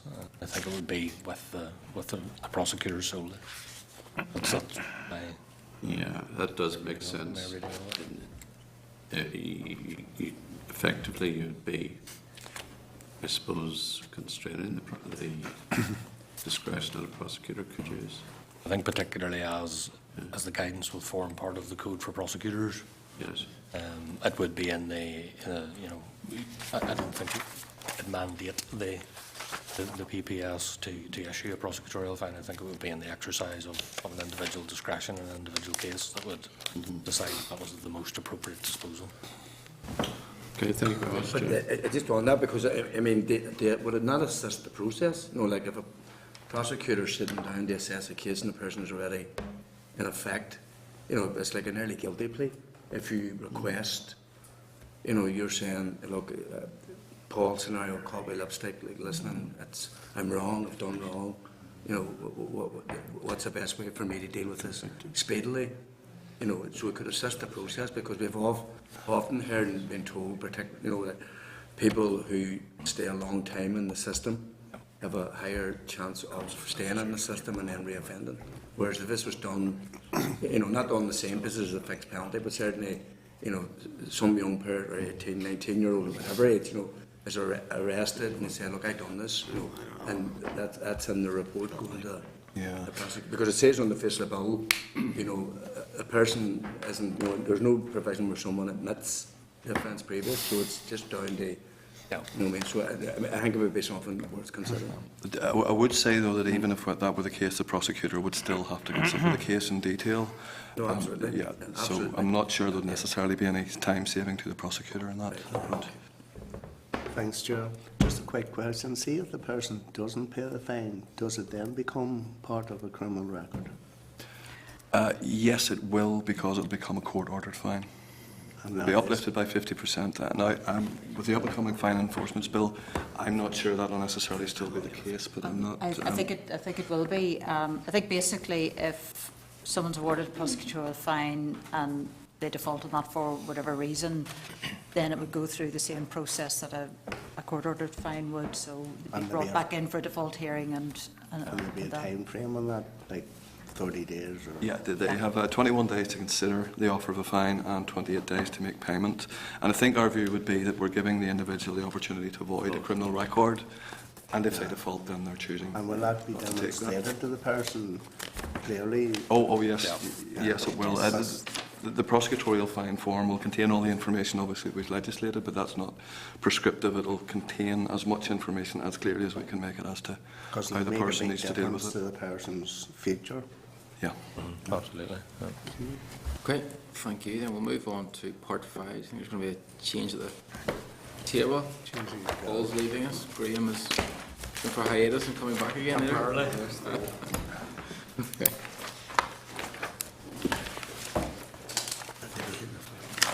Okay, so joining us then up the table will be Simon Rogers, Tom Clark, Mary Lemon.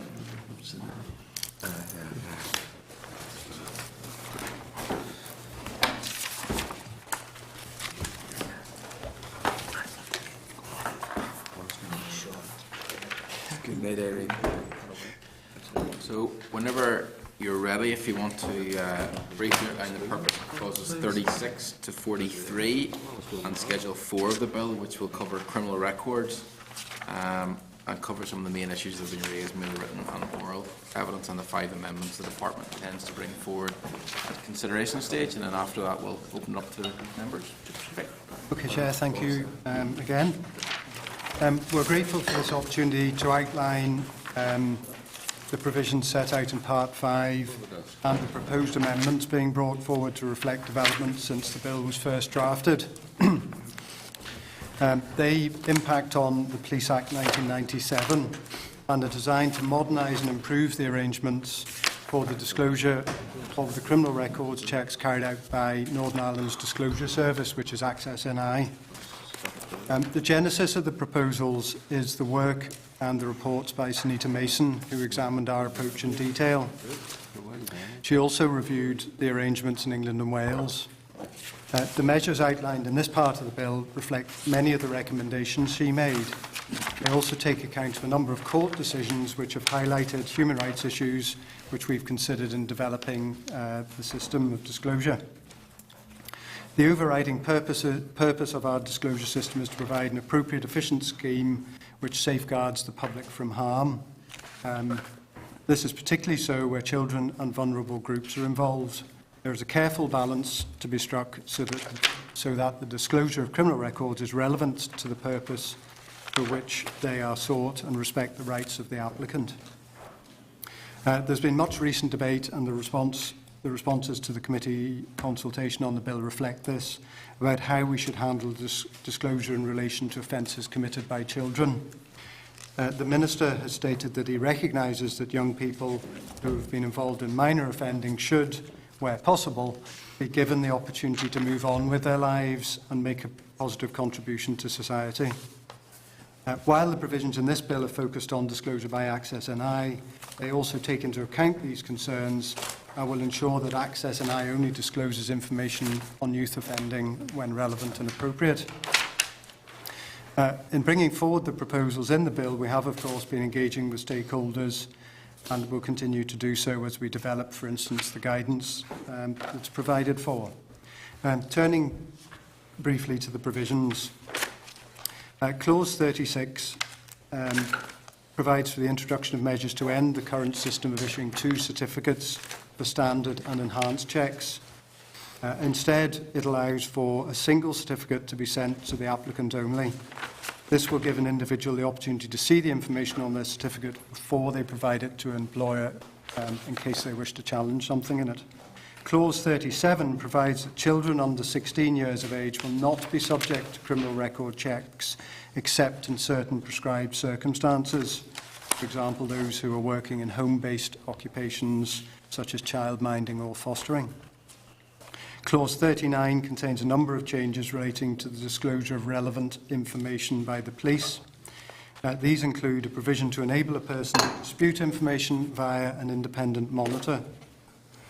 The clause also establishes the requirement for a statutory code of practice to assist the police in deciding what information should be released.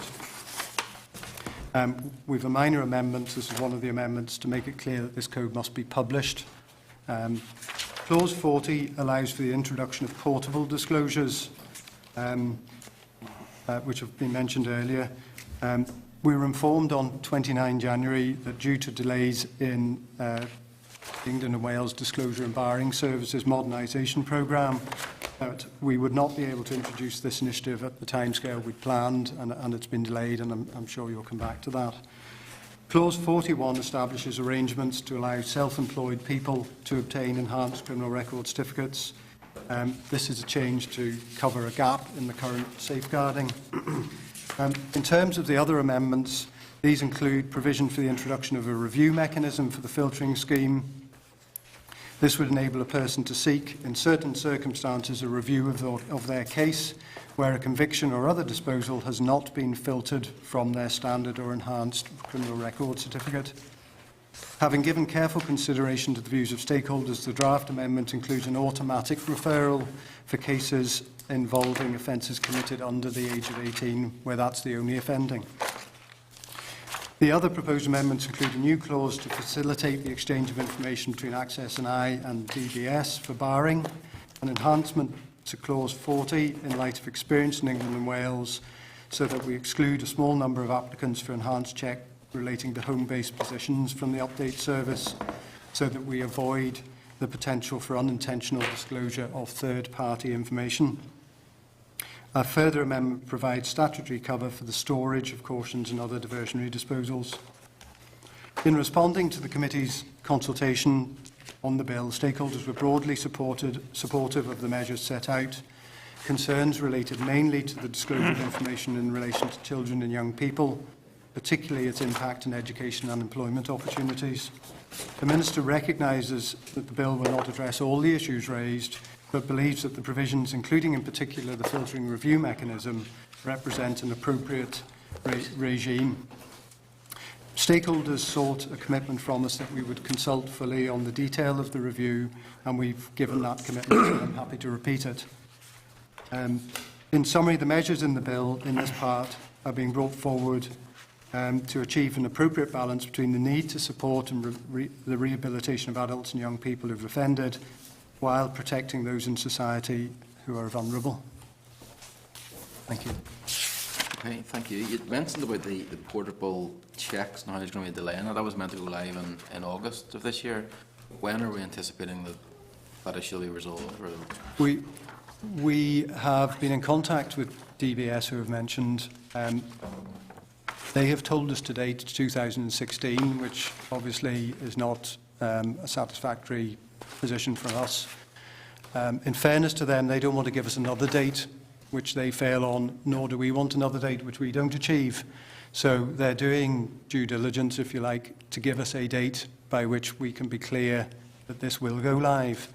This is obviously a setback for us because we had been making those plans. We're introducing a new IT system into Access NI, and it is designed to enable this. Now, it's being done in a way that enabled us to plug it in at a later stage, so there won't be a harm to the work we've done. The reason I mention that is we won't have to redo the IT system to plug it in at a later stage. We'll be sitting ready, but we are reliant on DBS's modernisation programme and a date. So I can't give you a date today, but we will notify the committee when we know. Okay. Patsy? Yeah, thanks very much indeed. Just going through the clause 37 there, just to pick up on the prescribed circumstances. What did you say those were? Home-based occupations is one example. But obviously, if they're going to be prescribed, you have to have an idea of what the prescriptions are going to be. They will be brought in through secondary legislation. All right. So it will obviously come before committee in the Assembly. Okay. And then I presume you're picking up on my point about Access NI there, the practical operational aspects of Access NI and the enhanced checks. Yes. You were in the room. I don't know whether you were. I was indeed, yes. I mean, the position about Access NI checks at the minute is 72% of checks are done within 5 days and will leave the building at that point. Mm-hmm. The other proportion, and Tom here can come in, but the other proportion is sent to the police for checks, yes, because of potential issues. And at present, our average turnaround in respect of those cases is 16 days, but that's an average. And we are conscious that at present, partly because of Christmas being a number of days out, which doesn't come out of our target, we are now not meeting our published targets through December and into January. Now, that's a matter of concern to us because we take pride in trying to achieve the targets, and certainly the basic and standard checks are all issued 100% within the target. The enhanced checks, there are some delays which we'd acknowledge. We're working with the police, regular meetings with the police to try and resolve those. They have a programme identified to try and bring us back within target. One aspect of it is that we did have more applications in than we would have anticipated, which obviously then puts a pressure on the system. So we are turning around something like 72% in about five days. The other proportion go to the police, and we acknowledge that there is an issue around the timescale in those. People come to me whenever there's a problem. This lady's been 2 months and can't get into her work. So, and I've no doubt she'll be cleared. You know, the clearance will come, but it really is unsatisfactory at a time whenever those of us are preaching on about the economy and trying to get people into work and that physically can't get in because of a block in the system. Not because work's not available, but because of a block in the system. And I would appreciate if you would raise that. I've asked my colleague on the policing board to raise it with the police, and that has gone to senior level. But if you're having these coordinating meetings, we can talk all the theory we like here, but if the practice is different, even though they might be an amount of that remainder of the 28%, it still is unsatisfactory, it's causing problems and difficulties in the community. A proportion of those, I accept the point you made completely, a proportion of them are quite complex cases, a small proportion. A number of the others, neither the police or Access and I would say it's a satisfactory situation we're in, but we are trying to resolve it, raising with the policing board, that's helpful. I mean, this is partly about putting the resources in place, and we are trying to get on top of it as quickly as we can. Okay, right. Thank you. Okay, thanks, Patsy. Oh, sorry, just one point, Chair, and that was, I raised it earlier with Ms Campbell there. The update service and, first of all, what's the delay in it happening? And then, consequential, will it ease the delays that we just talked about? The delay is purely a technical delay, in that the Disclosure and Barring Service, whose update service actually is, and we want to join into that. They've already got a tried and tested method. They're modernising that service, they're making it better. And the agreement always was we would come in when they delivered the modernised service, which we believed would be in August of this year, which the Disclosure and Barring Service have now put back to 2016. So once they do their modernisation and update, the update service, for the want of a better way of saying it, then we will join in Northern, and that's a product that we can offer to citizens here. Okay. And the second bit is, you hope it will speed up things? It'll depend on the uptake of the update service. If people decide to subscribe to the update service, then yes, they will not have to. Subscribe, you mean pay? Yes, for certain people. For volunteers will not have to pay to join the update service, but people who pay for their disclosure check will have to pay to join the update service. Determine the distinction between the volunteer and the person who has to pay? Well, at the minute, if you are a volunteer, if you're someone who works for a not-for-profit organisation, then as such you get a free disclosure check from Access NI. You only have to pay if it's a non-volunteer check. So if you're a teacher or a nurse or someone who's in paid employment, that check has to be paid for. If you are working for a church or you're working for one of our voluntary organisations in a voluntary capacity, the check would not have to be paid for in those circumstances. Okay. I presume you don't anticipate any raise in the amounts for this new service? At present, the annual subscription, which is paid in England and Wales, is £13. And we would imagine would be the same subscription here for anyone who wants to join the update service would be an additional £13 per annum. That's grand. We're not anticipating any change to the Access NI fees as a result of the update service, though, just to be clear. Right, thank you. Thanks, Chair. Thanks. Tom? Chair, thanks, and thanks for the presentation. A few of the questions just been asked by Patsy, but can I explore a wee bit about what your targets are? I know you said you weren't meeting them at present, but what are they for Access NI? Well, targets are to issue 95% of our basic and standard checks within 14 days, and we meet that target all the time. For the enhanced checks, it's to get 70% out in 14 days and to get 90% out in 28 days. We're meeting the 70% in 14 days, but we can't meet the 90% in 28 days at the moment because of the delays that we have with PSNI. Because of the PSNI? To put it another way, every application that comes in to Access NI is processed within 6 days. So every application is dealt with and processed.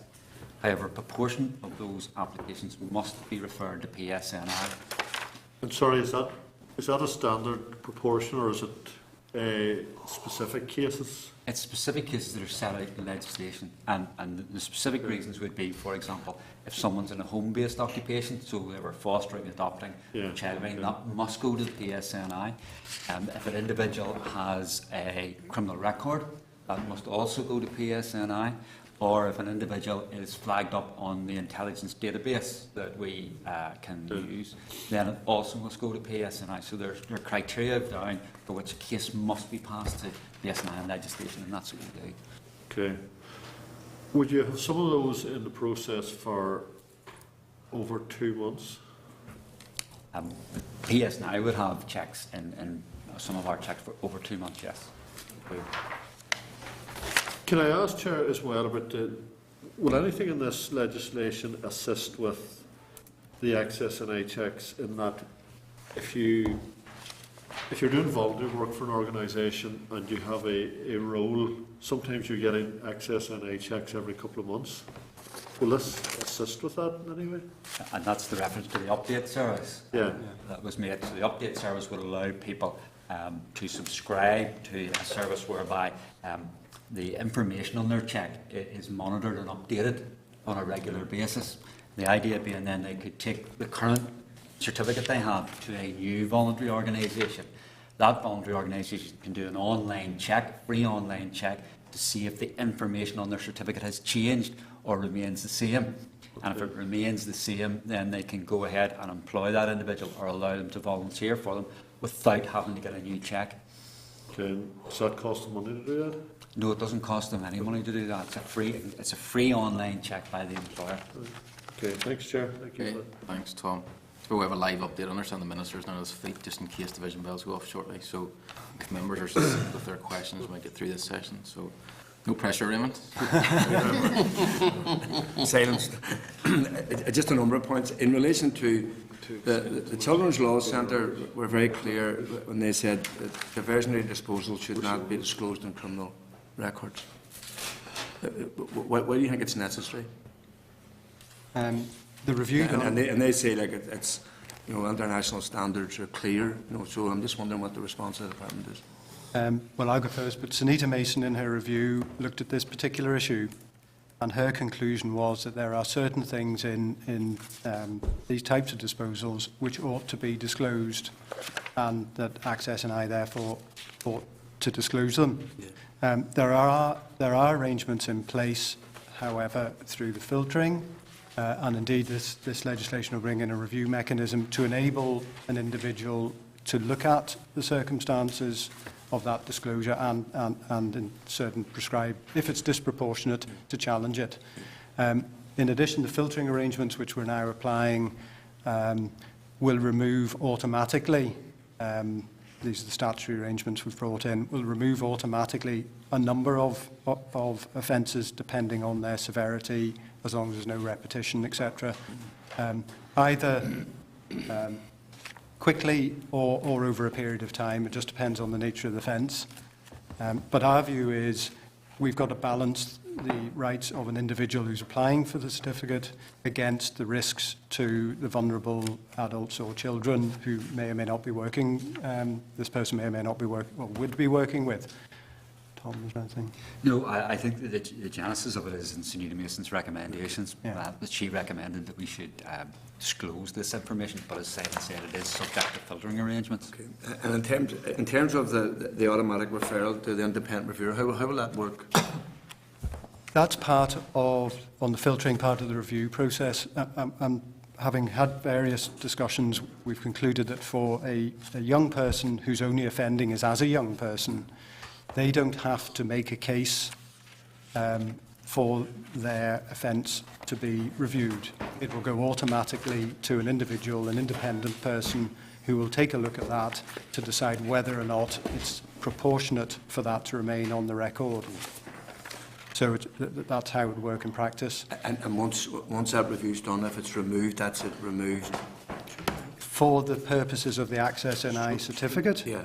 I mean, say if you go into the review process and it's recommended that that's removed, is that removed there in its entirety, or is it still retained somewhere for the future? It would be retained on your criminal record, because obviously if that person's back in court, that may be relevant to offending.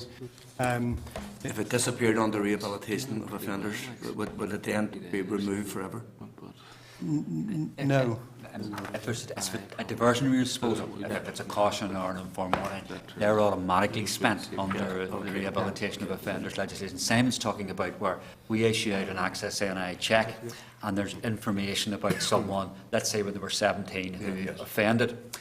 What we're saying is we would automatically refer that to that independent person as to whether we should disclose that or not.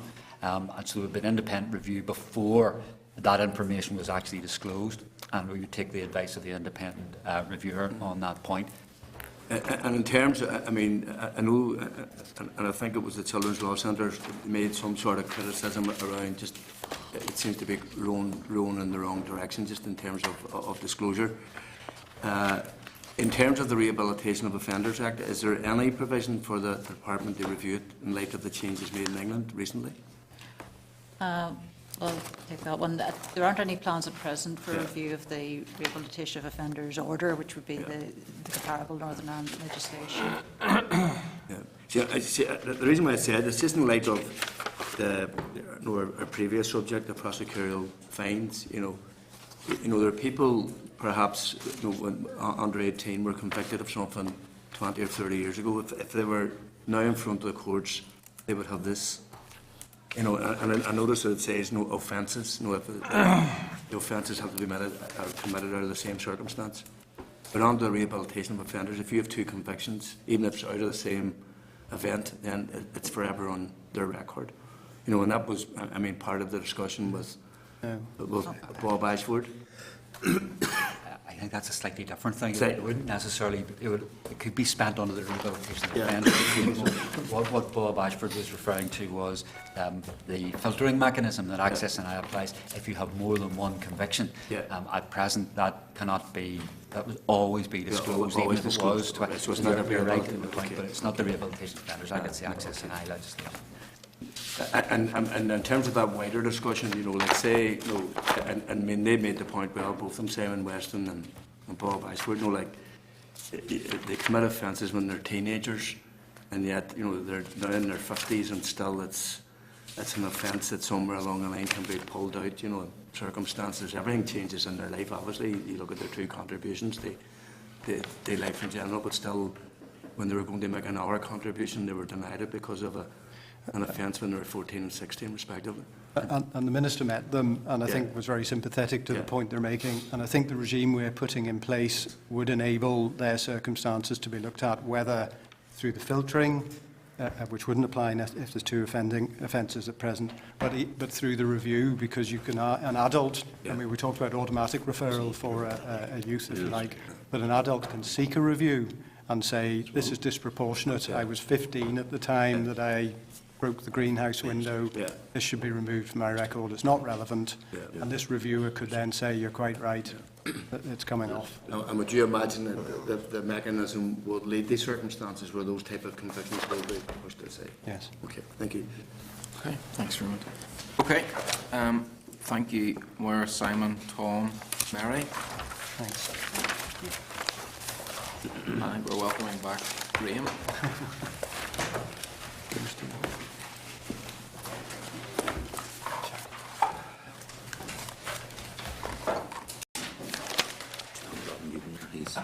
He's just in the chair. Right. That'd be 12. Okay.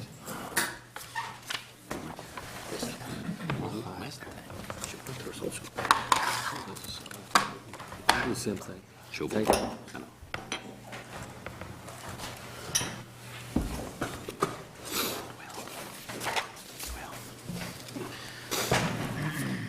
Okay, members, so we welcome back Graham Walker. Also welcome Declan McCune, Chief Executive of the Youth Justice Agency, and Ciara Lloyd, Reducing Offending Policy in the Department of Justice.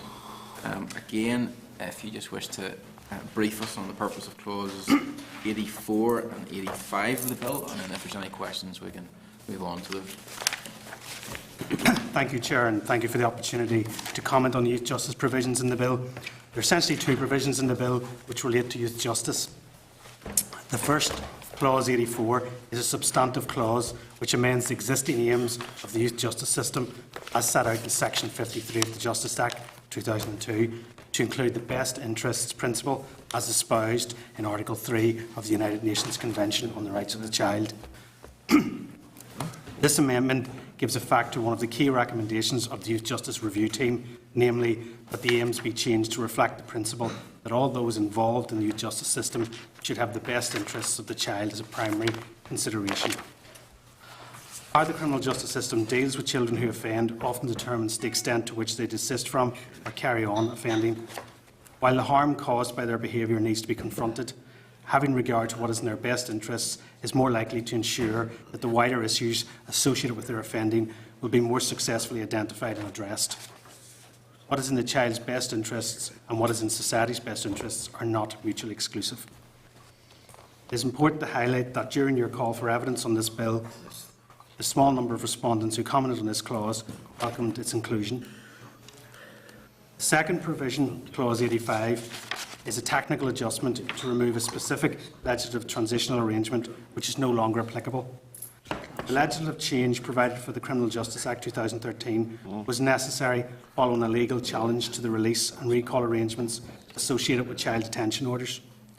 One of the new subsections contained transitional arrangements applicable to any child detained under such an order at the time of commencement of the Act. In the event, these transitional arrangements were not required, as no child fell into this category. A commitment was therefore given to the Justice Committee and the Assembly to delete this subsection at the earliest opportunity, and this clause fulfils that commitment. It is purely a technical adjustment and has no legislative, policy or practical implications. I should add that no comments were received on this provision during the call for evidence. I hope that this has given members sufficient detail on the clauses involved, and we're happy to take questions. Great, thank you. No real issues raised, members. I mean, obviously, the intention is the best interest principle. But how do you, I mean, those guarantees too strong, but how do you lay provision that that's what will happen? Well, I think as we get closer to recognising that this is going to be adopted as the way forward, what we will do is work closely with the criminal justice family and probably through the Criminal Justice Board to outline what is required and to have a look at what they're already doing and see what else is needed and to work closely to ensure that that's ready for that time. And in terms of, you know, like say, observation of implementation in the future, who would you imagine would do that on your behalf? Would it be done internally, or would it be a criminal justice inspector? Or? I suspect it will be all of that. I suspect we certainly will monitor it, but I suspect criminal justice inspectorate will have a look too. Thank you, Chair. Okay, Patsy? Yeah, very briefly indeed. I know I raised this issue previously whenever it came up in the committee. So, and it was the Children's Law Centre who had been raising concerns about everything wasn't properly, the documents weren't properly in a row. So, did you liaise with them to arrive at an element of compatibility around this? Did you sense that? I presume that's the natural course of the way things would have gone. We did. We had the bill manager at the time had a conversation with one of the people in the Children's Law Centre and discussed where the provision. One of the concerns I had was where in the clause itself the best interests part was put. Yes. And the conversation was around whether that would have a practical difference, whether that would cause any issues. And the conclusion that we reached was that it was a drafting decision by the drafter in terms of where it best fit within the clause as it was currently drafted.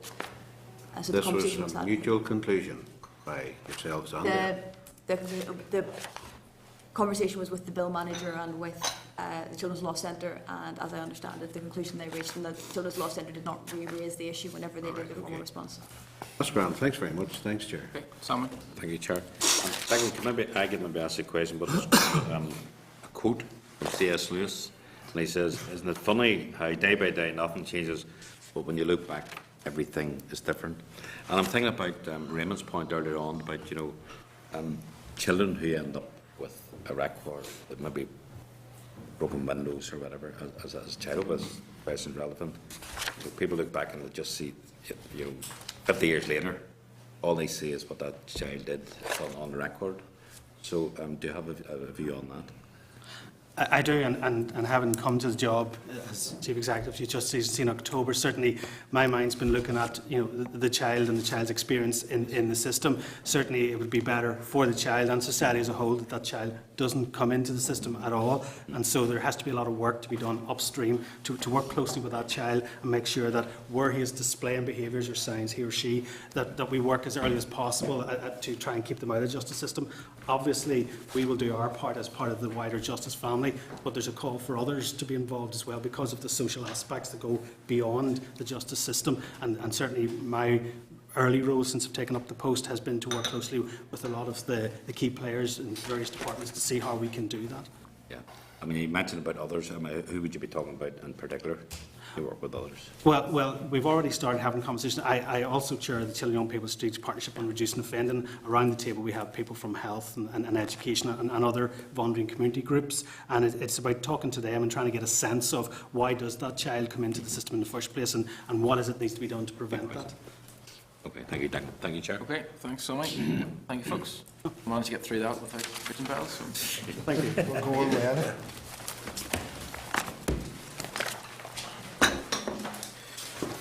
Hey, members, I'll try to rattle through the rest of the agenda here.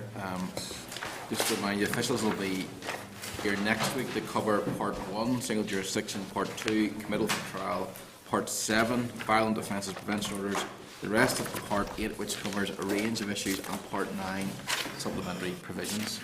So we move on the agenda. We've dealt with item 8, we've discussed item 8.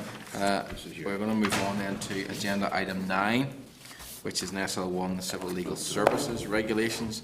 If I can refer members to pages 220 through to 257 of the meeting folder for the relevant papers, and pages 22 to 46 of the table pack for the draft regulations. The Department of Justice is proposing to make a statutory rule which will be subject to the negative resolution procedure to make provision for the Director of Legal Aid casework, the Legal Aid Assessment Office and the solicitors to conduct financial eligibility assessments for legal aid applications for advice and assistance by way of representation and civil legal aid. The regulations are largely a replication of the current statutory provisions which underpin financial eligibility for civil aid as per Part 2 of the Legal Aid Advice and Assistance Northern Ireland Order 1981, and which deal with financial eligibility and contributions. The committee considered the proposals at the meeting on the 5th of November 2014 and was content for the Department to undertake a targeted consultation on them. The Department has now provided the results of the consultation and has indicated that responses were received from the Lord Chief Justice, the Attorney General, the Law Society, the Northern Ireland Legal Services Commission and the Legal Aid Assessment Office. As a result of the responses, the Department has made a number of policy changes and a number of amendments to the proposed statutory rule, which are outlined in its briefing paper at pages 224 through to 227 of the meeting folder.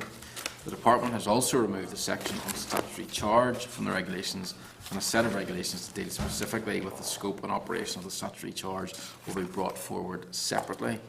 So can I ask members, are they content with the proposed statutory rule, or does anyone wish to seek any further information? Content? Okay, agenda item 10.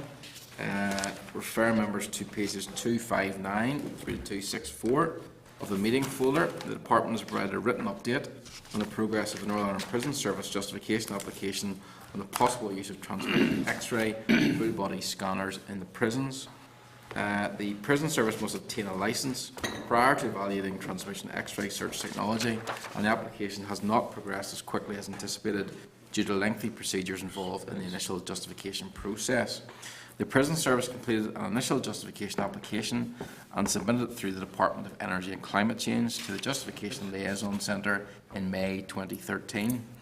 On the 9th of December 2014, the Ministry of Justice confirmed that the application has been deemed as a new use, and further research is required to assess the potential risks to health of repeated exposure to doses of radiation as part of routine and regular searches of the person carried out in the prison environment. On that basis, a full justification application is required via the Northern Ireland Office, and every aspect of the application will be scrutinised.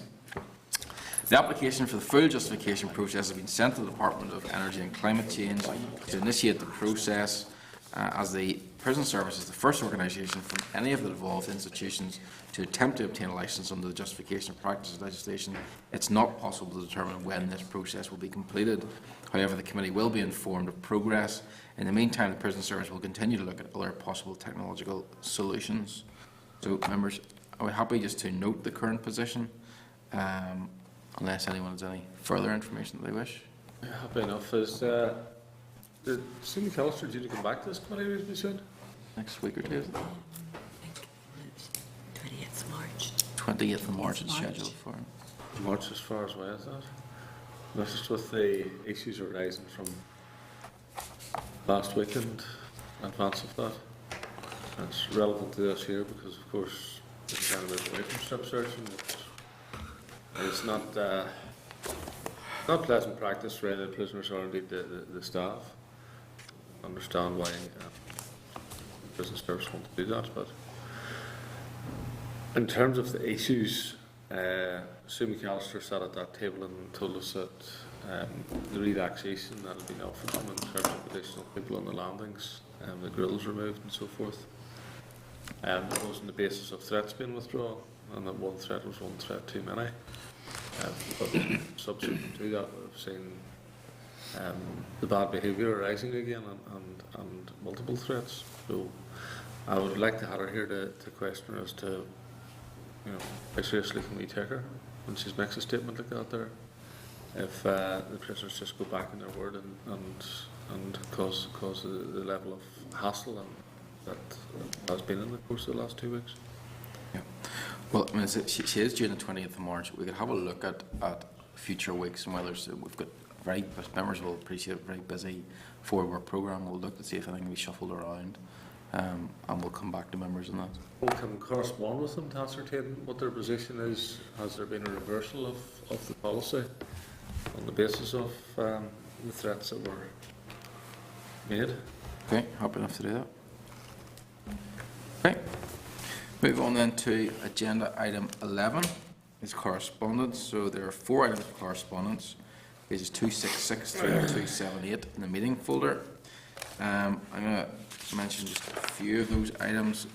One of them is item 3 at page 275 and 276.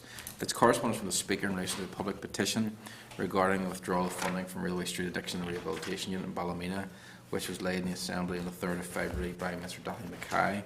It's obviously we've talked about it a number of times in the meeting. We're all well aware of it. Just to advise the committee that the Speaker has written to the Minister of Justice, and that we will be copied into any reply that there is from the Minister. Agenda item 4 at pages 277 to 278 is correspondence from Mr David McElveen, MLA, regarding his proposal for a private members bill concerning defensive property. The purpose of the bill is to ensure that property owners are clear in their rights to use reasonable force to protect their property. The bill is going out for consultation, and Mr McElveen will be happy to attend the committee on it. I spoke to him briefly yesterday. David was keen enough to come to the committee, but he thought it might be more valuable to come after the consultation period was over to see what sort of reaction he's had to it. So when the consultation is finished, I might ask members if they thought it would be valuable to have David come up brief us on that bill. It's certainly an interesting one. I would imagine there might be a little bit of interest on it. Yes, I might have to declare an interest in that one, Mr Chairman. Very good. Has anybody anything else to raise? Any other piece of correspondence? Right. Happy enough? Okay. And we'll just action the correspondence is outlined in the meeting folder and the table pack. Move on to agenda item 12, Chairman's business. Item 1, we've received a letter from Lisburn City and Castlereagh District Council regarding the proposal to close Lisburn Courthouse. The Chief Executive has written on behalf of the elected members of the Shadow Council requesting opportunity for a cross-party delegation to meet with me to hear their representations regarding the proposed closure. Members will be recalled that the Department is undertaking a consultation on proposals to rationalise the Court of State, including the closure of 8 courthouses. We had agreed to schedule briefings by the Lord Chief Justice, who has issued a statement expressing concern regarding the proposals, and departmental officials before the consultation is completed, and these have been scheduled for Wednesday the 18th of March. I'm happy enough to meet with the delegation. I thought it might be prudent, however, to wait for a week or two and see if we get letters from other areas who are equally concerned. And if that is the case, we may wish to do a sort of informal meeting with them or some sort of hearing. If committee members are available to do that, we could listen to them all at once. Chair, I think that the DOJ has agreed to hold a public meeting regarding the Enniskillen, but there's no date or time for that. Okay. We'll try to find out if there's anything about that, but even as a committee, I think it would be valuable if Chief Executives wanted to bring delegations from each of their shadow councils up, it might be useful enough if we organise something around that. But if nobody else requests a meeting, then I'm happy to meet with Lisburn and Castlereagh or anybody else who's interested in going along to that. That's fine. I think the Mid and East Antrim Council are asking on, maybe Ballymena Council, depending on what the time periods are, have requested a meeting with the Justice Minister on it. As regards Ballymena Courts.